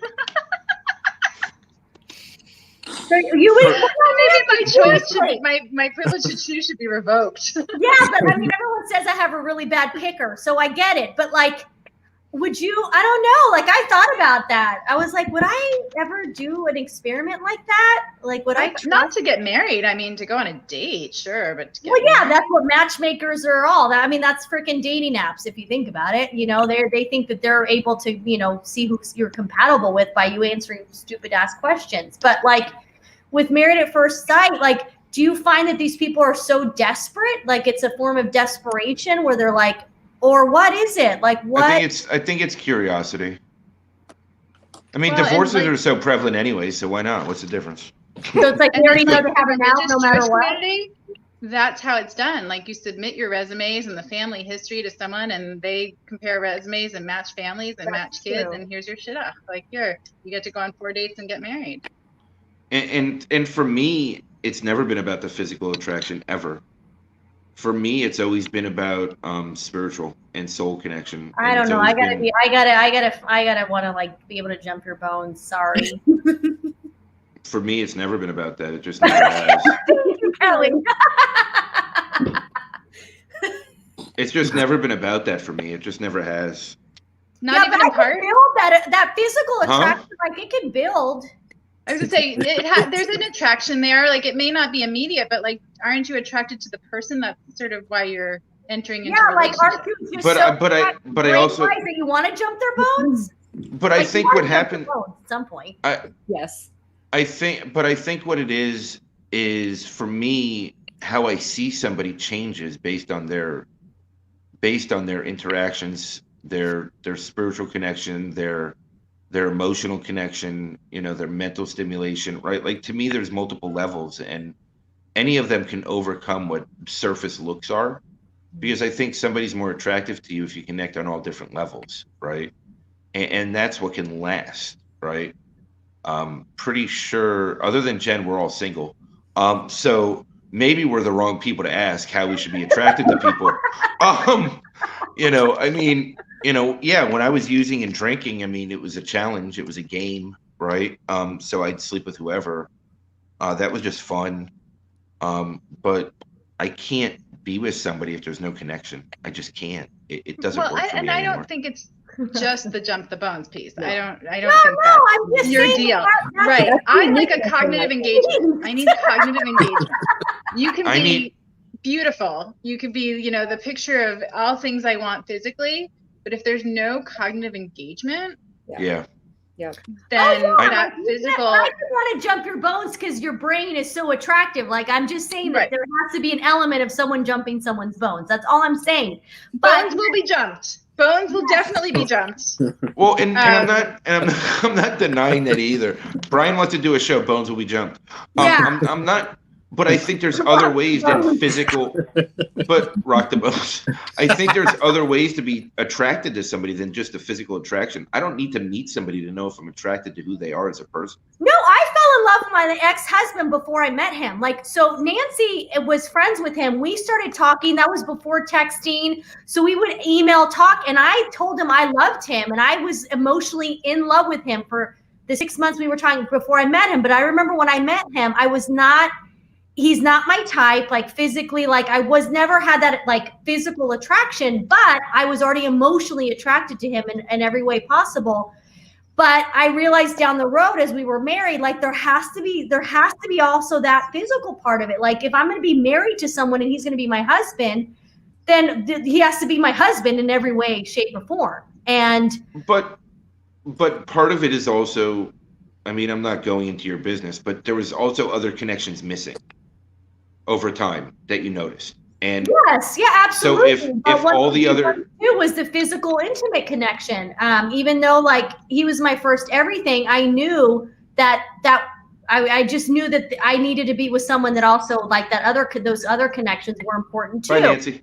But so because of that, like now I kind of view relationships a little bit different because I have a lot of platonic guy friends that I love them dearly. Like I care about them, but I'm not physically attracted to them in any way. And I wish I was, because some of them were like we get along great, but like I still feel that there has to be that physical part of it in order for me to be with them in that way. That's all. Like that's what I'm trying to say. I mean, but I do have to connect them. Like I can't just be physically attracted to someone and not have the emotional connection or the cerebral connection. That won't work for me. The guys that are like you're not attracted to, but are they like, do they have everything you want and then there's just no attraction, or is it really like they're not everything you want and that's why there's not attraction? Like you wish they were because you know they're good guys. You wish you were attracted to them, but I mean, you know me, you know I have a couple guy friends that would do anything for me. Like they treat me with so much respect, like a queen, like all those things, and like we get along great, but I just don't, I'm not physically attracted to them. So I can't, like, I don't know. There's something,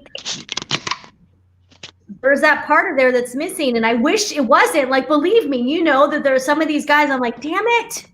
Like, I wish I was attracted because I know that it would be, we would have a great, like, but then again, it's just a friendship then. I don't know. And I spent so much time where I could do one or the other. Like I could be emotionally attracted to you and close with you and vulnerable with you, but then couldn't cross the physical line. Or I could be physical with you, but there was no way for me to be emotionally vulnerable with you. So like integrating both of those, I've experienced both of them separately, and integrating both of those, basically I know I need it all. Like, and each, yeah, I don't know. It's just I'm in a place too where I'm 45. I've been divorced for 10 years on my own. I've already been married, already had my 2 kids. So whoever comes into my life has to be fucking amazing, because I need someone that's gonna like, I don't need a man. I know it's like, I don't need a man, you know, but I want a man. It's not a need, it's a want. It's a different, right? It's like, well, yeah. Earlier, Mike and I were talking, and I was joking. I'm overqualified for the job. Like, I'm 48. I have my own business. I support myself financially. I have a good group of friends. Like, there's got to be ads. And I didn't work. And a lot of men say that they want a woman that's independent, that's all this stuff. But then they say that, but then when it comes down to it, a lot of them were like, yeah, never mind. I can't handle it. I'm not confident enough and secure enough to be able to be with a woman that like has her shit together. Right. And doesn't need you. And it's so much more powerful to be wanted than needed. 100%.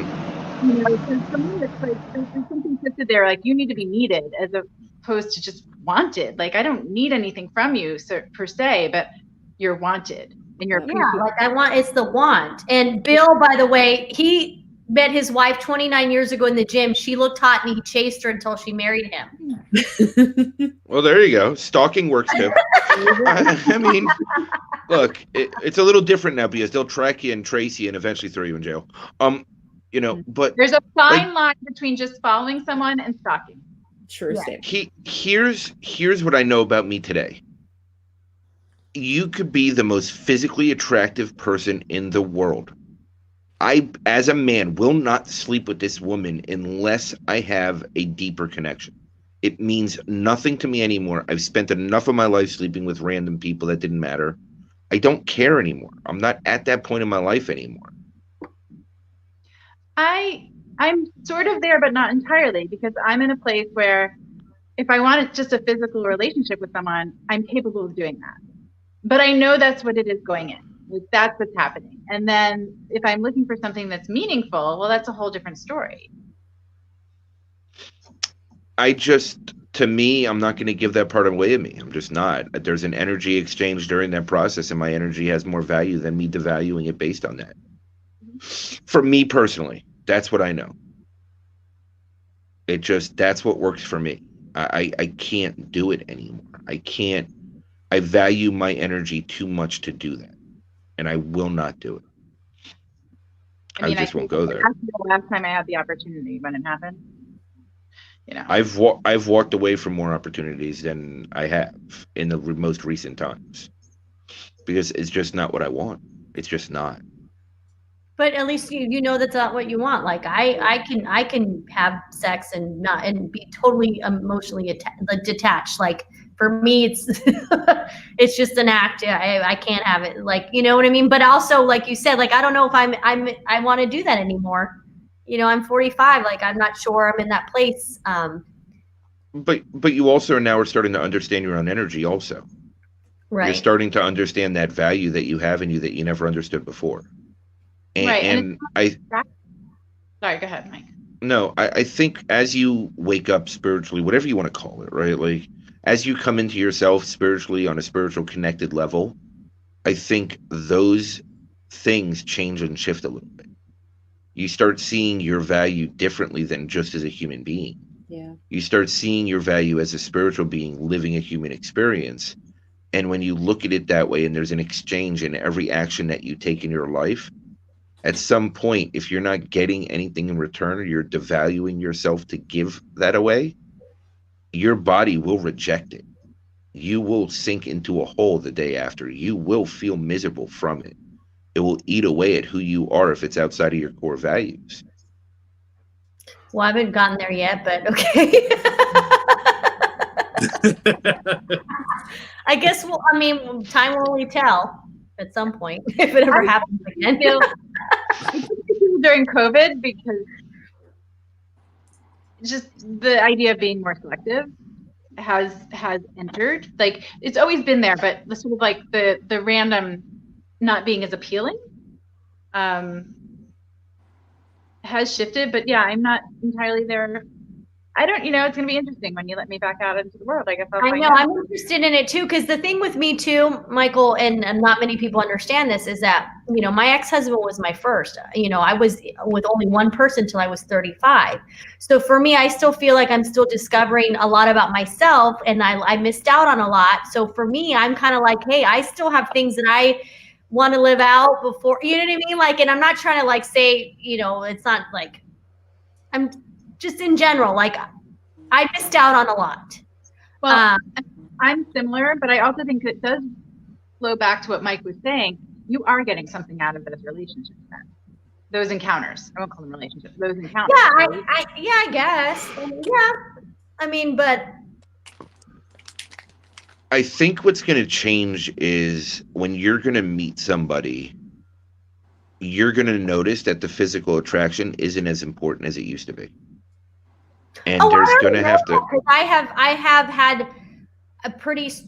There's been a couple people where at first there was not much of a physical attraction at all, but as I got to know the person better and their mind and then this and that, then that did come along. But my point is that needs to at some point come along for me to just still be interested. Like, that's all. Like, Kelly, unmute Kelly. We want Kelly's opinion. Yeah. No, you don't. No, you Yes, we do. Yes, we do. Yes, I do.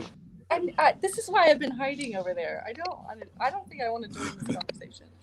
Yes, I totally agree with you, Raquel. There has to be that. But I understand what Mike is saying in that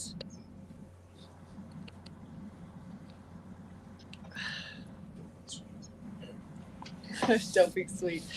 In that, sometimes that physical attraction, like you're acknowledging, Raquel, like it grows. Sometimes it's, somebody that you aren't initially attracted to really at all, but that there's so many other things that matter. oh, absolutely, absolutely. More, And I would say something to be said for the smolder, right? Like this. I used to be a very much like, physically attracted, like right now has to happen, like that fire.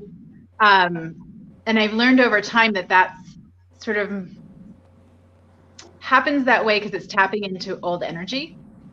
Yeah, like I don't want to meet someone and have it be overwhelming, because that's when like like the jealousy, the insecurity, all those yucky feelings, like you said, like those come up. I don't want it. I want it to be more of an organic, but like I said, I have friends that I've been friends with for years, and I've yet to be attracted to them. So I like, totally understand that. I 100%. Same boat. I don't know a female that doesn't have that experience, right? Great best friend, guy friends that it's just not there, and there's nothing you can do to change it. Yeah. It's just, I mean, is there something you want me to say, Mike, that I'm not saying? No, but I think that I think there's something to be said about a deeper connection and what that brings to the table on a soul level, on an energy level, on a focused on that side of it.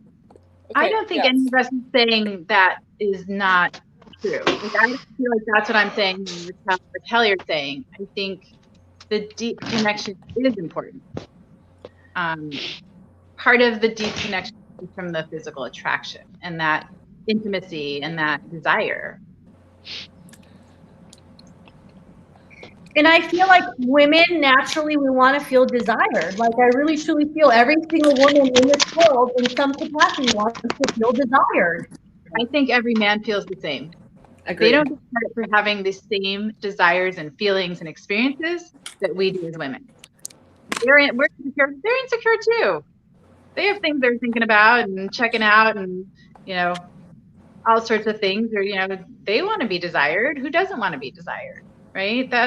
Some of these things are universal, and I think we assign them to men and women, right? This is the experience for one and not the other. But yeah, I mean, so Jared, do you have anything to say? I'm still stuck at jump the bone part, but honestly, y'all, the level that I'm at as I continue to evolve, I was like Mike, pretty. I'm not gonna say wild, but I've had my fair share. I was wild. I'll say wild then. Okay, I was wild. I'll go with the wild. I was wild, and now that I got children and I'm trying to focus and get myself together, I'm realizing that I want it all. Call me what you want, but I want everything to line up. I'm not gonna say perfectly, but the looks, the bones and the brains. Yeah, and beauty. The bones, brains, and beauty. Why can't we? I deserve that. Right. I feel like I deserve it. And I feel like I'm not asking for much because of what I'm willing to give. I'm willing to give a lot. I'm willing to do a lot as a man and provide and do the whole nine. And I just feel like I maybe can't have it my way, but a lot of stuff that Michael has said does resonate with me. I'm really now looking for the spiritualness in a woman or that, I'm like you, Raquel. I want something I can look at. I mean, that's expected. But in the same breath, I'm learning now that the connection is deeper for me now because I'm starting to see a deeper connection. So for somebody to even gain my attention, you're going to have that deep connection. I mean, that's just what it is. You can find somebody that's attractive, that's got it going. But once they get to talking or get to acting, because I'm talking to a young lady now, and I know our connection is deeper than anything. And that is what pulls me in, and that is what has my attention.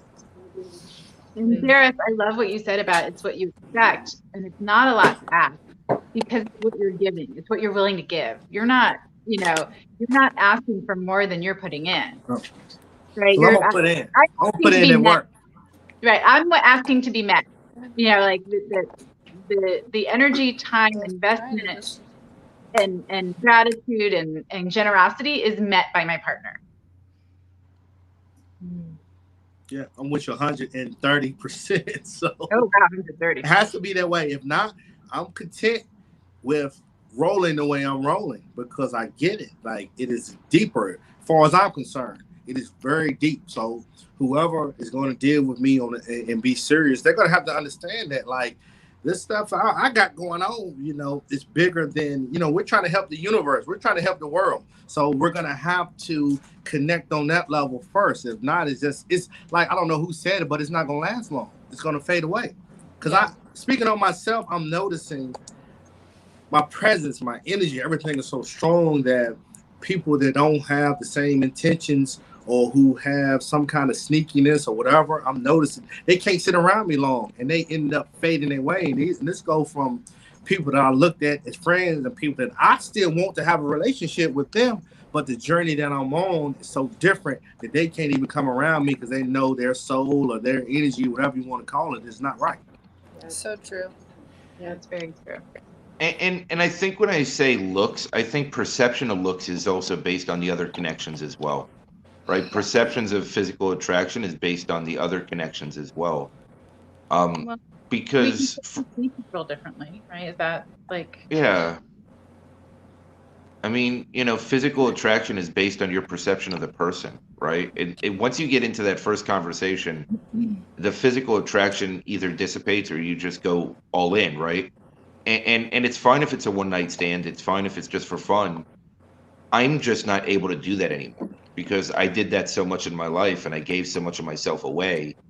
And how I'm still alive, I mean, well, we all know how I'm still alive, but I probably shouldn't be in most respects, and I definitely shouldn't be clean, but I am.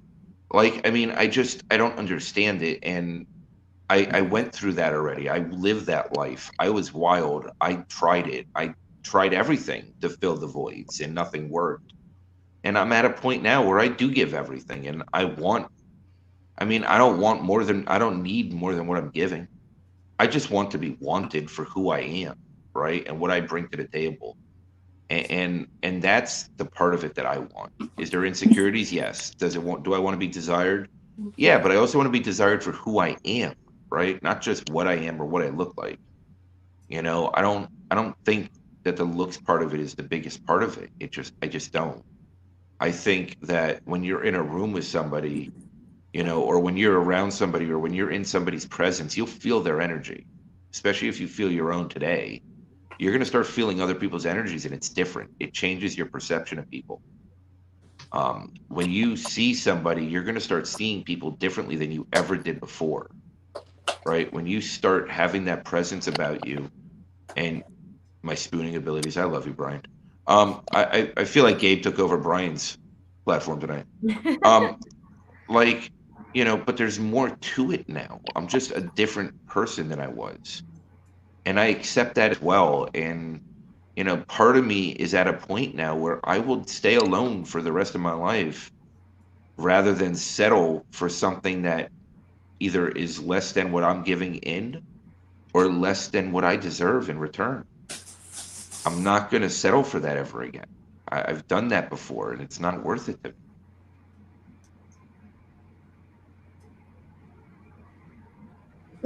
We're all like, that was deep. Yeah. I have a habit of doing that. Darren, we decided to write all of life's difficulties before we got married, when we've been through tons of heart, but always fallen back on our initial connection somehow. But yeah, obviously their connection was, you know, really strong. Right. And there are relationships. I mean, again, single. So what do I know? But I mean, I have really good relationship models in my life. You know, my mom and dad have been married 51 years, and my brother and his wife, I think, are 27 now. Oh my God. I know. And they're so flippin' in love, man. Like, they're so cute. So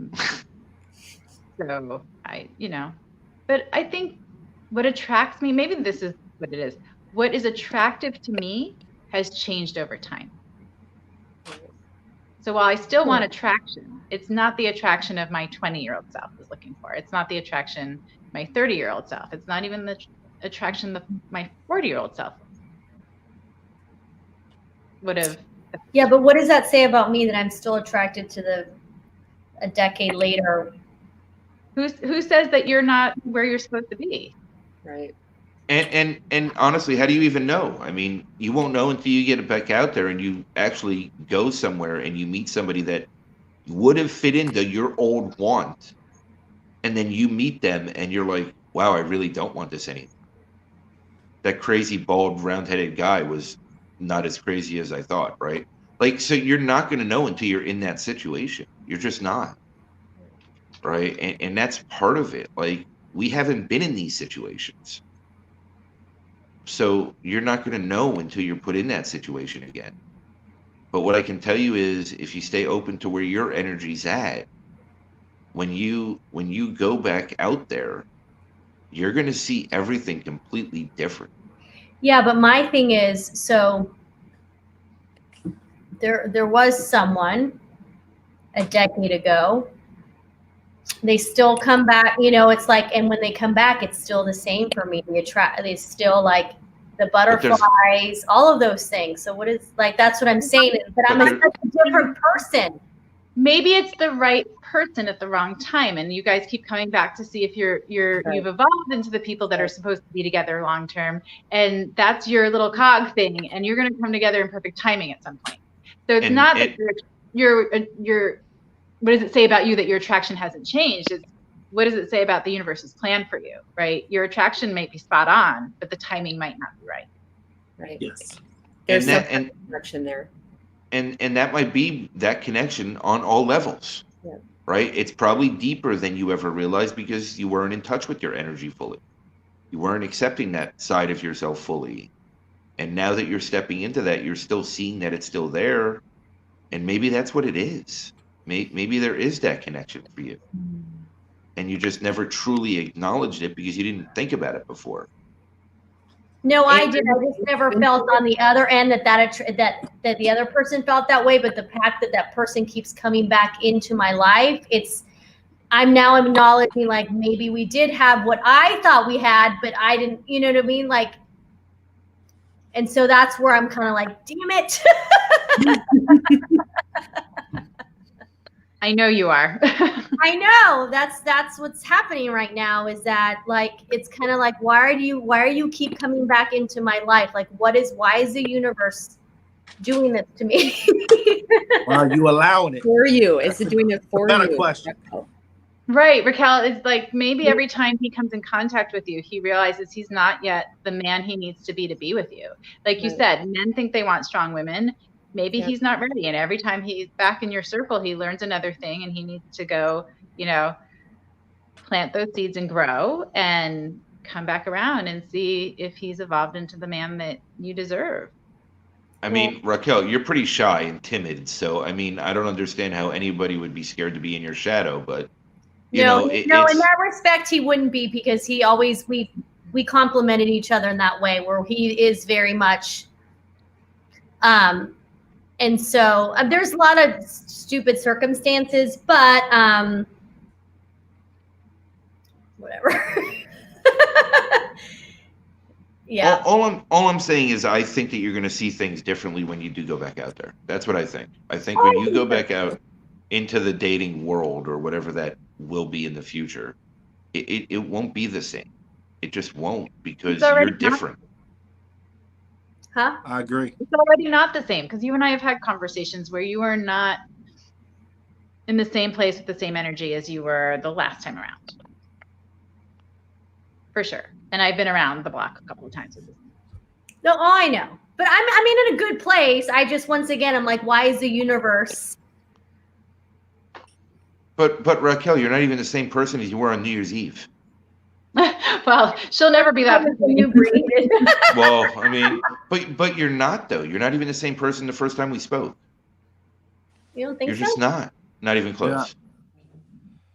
You're not the same person. I ain't been knowing you know for like 3 weeks. I mean, but you're not even the same person as last Thursday. You're evolving daily. Are any of us the same person as we were last Thursday? That's a reason. We saw another side of him too. Jaris actually said words tonight. I mean, that's like there's all sorts of growth happening over there. Katie's totally shocking us. Like, yeah, everyone's changing. Yeah, but that's the thing. But that's why this works so well for us because we all are changing and evolving at the same time, and we're all helping and supporting each other do it. No, I do like that we're all kind of like in it together, like everybody is, like not just the 6 of us on right here on the screen. It's like everyone in the comments, like all of us. Like I love that we all kind of acknowledge that we all are changing, evolving, but I love that we're all kind of like in it with each other and trying to help each other out and be supportive and give each other grace. Like I think that's what's so great. Raquel, why are you so willing and able to accept that a friend, a person, a Mike, a Jen, Mr. Quiet over here, Jaris would come into your life, right, at the right time for a reason, but you can't apply that to why this person might be circling back? Because I'm thinking of it like it's a test. Okay, so here's here's a better. Sorry, go ahead. No, I'm saying maybe the test is for him. Maybe the universe is testing you in the sense that, like, are you going to accept less than, or are you going to wait for this?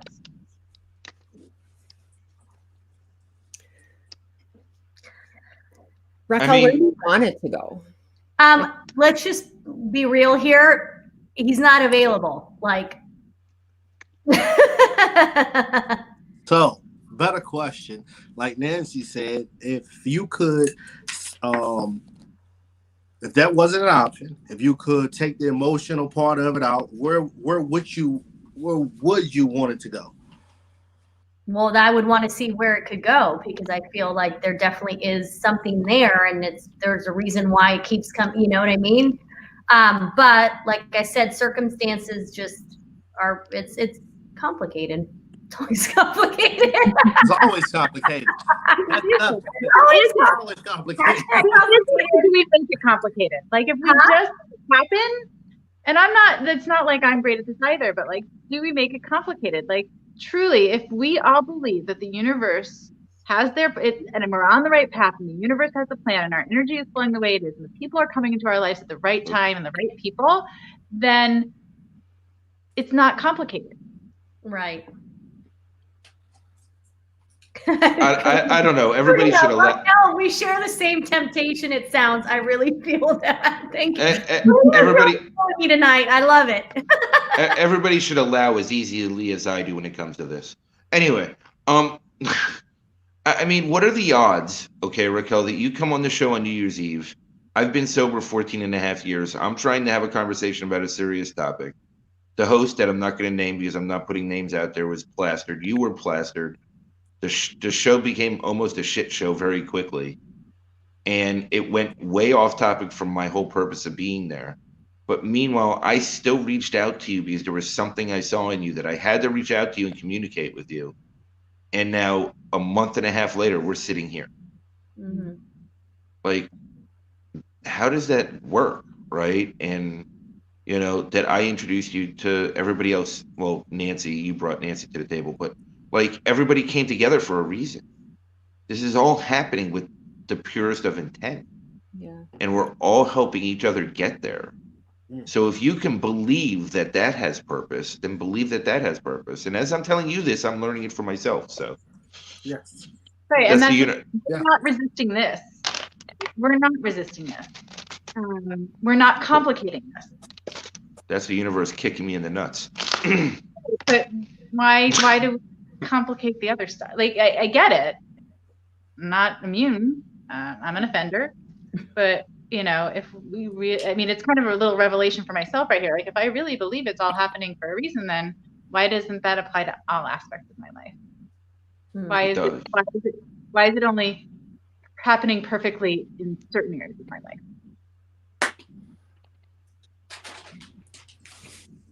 Okay.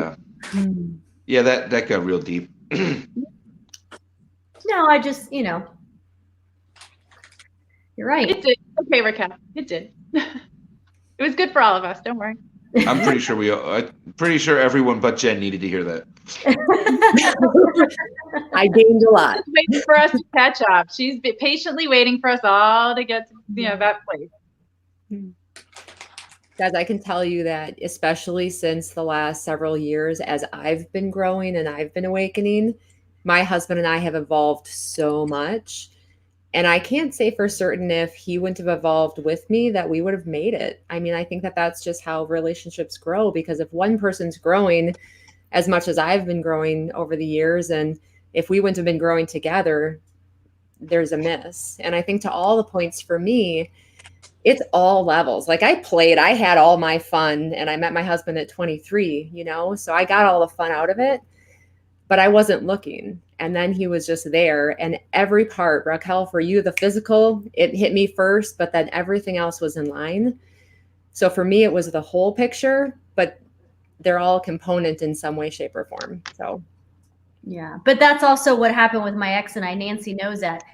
I evolved so much. I mean, he will tell you, I am not the same person he married, but he's the same person that I married. He has not changed. He has remained the same person. And that's where the one of the biggest issues has lied in that. Like, if I met him now, it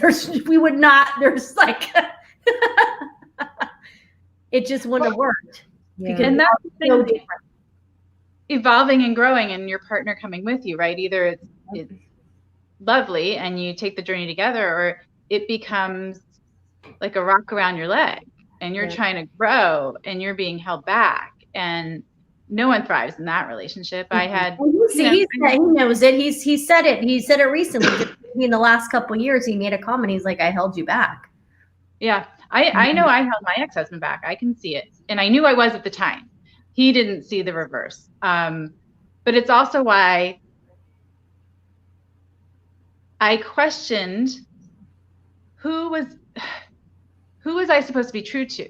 My 25, 26-year-old self who chose this relationship and this man, or the person I was in that day in my late 30s, 40s that had outgrown the relationship, right? Do I have to honor the commitment that this 25-year-old made well before she became the woman she is today? If my partner doesn't come along with me, right? Sorry, go ahead. No, I said that was hard for me. We're taught you honor that commitment. Yeah. And I would have loved to have, but I wasn't going to make it if I kept going. I think we have to honor us first. I To agree. love of the relationship, of love of every single person in our world, but we have to be true to us and love us because we're the ones that we're in life with. You know, there were points that I didn't know if we were going to make it. I mean, quite frankly, and there was a lot of mess in the messy, but I always, especially guys, my turning point again was 8 years ago when I had cancer. It was just it was a game changer for me in my whole life. And that was where I looked myself in the face and said, what do I want for me? And it changed every part of my world. So I had a therapist once say to me, and it was the best thing ever. I went to the therapist, and of course they asked the question, why are you here? And I said I was there to save my marriage. Yeah. I knew I was there to save my marriage. And if I could just change, right, it would be all be better. And she looked at me and she said, no, you're not here to save your marriage. You're here to work on you and see how that impacts your marriage. Yep. Mm-hmm. And that was huge. No one had given me that permission before. So. Well, that's a good therapist. Yeah. You should give that person. You should give that person referrals every day. I do. I do. She's the one that I shut up in the door with donuts one day when I was pissed off about life. And you guys heard the story. So her office was across the street from a Dunkin' Donuts, and I was pissed off at life, and I was having a shit day. And so I picked up a dozen donuts before going to therapy. You know, and I'm in the waiting room. She opens the door. Second, she opens the door. She's greeted with, "You're gonna eat these with me, bitch." She looked at me and said, "Did you get chocolate?" And that was it. You know, like, yes, we went in, sat on the floor, and ate donuts. See, that's awesome because there's too many that just co-sign bullshit because they're getting paid. I told her when I started with her, I'm like, I'm good at this. I've been doing this since I'm 16 years old. You need to be better than me, and I'll know if you're bullshitting. I've been very fortunate. Can't bullshit a bullshitter. What did you say? I said, can't bullshit a bullshitter. You know, I had to convince the court that I didn't need therapy anymore. So you get good at the game. Boy, were they wrong. They were right for what they saw, and I made sure they saw what I wanted them to see. I was the world's best chameleon. My life depended on me keeping a secret and my outside completely betraying my inside. That was easy. Learning how to live as me, that was the hard work. And it's an ever-evolving process. It's a moving target because I'm ever growing.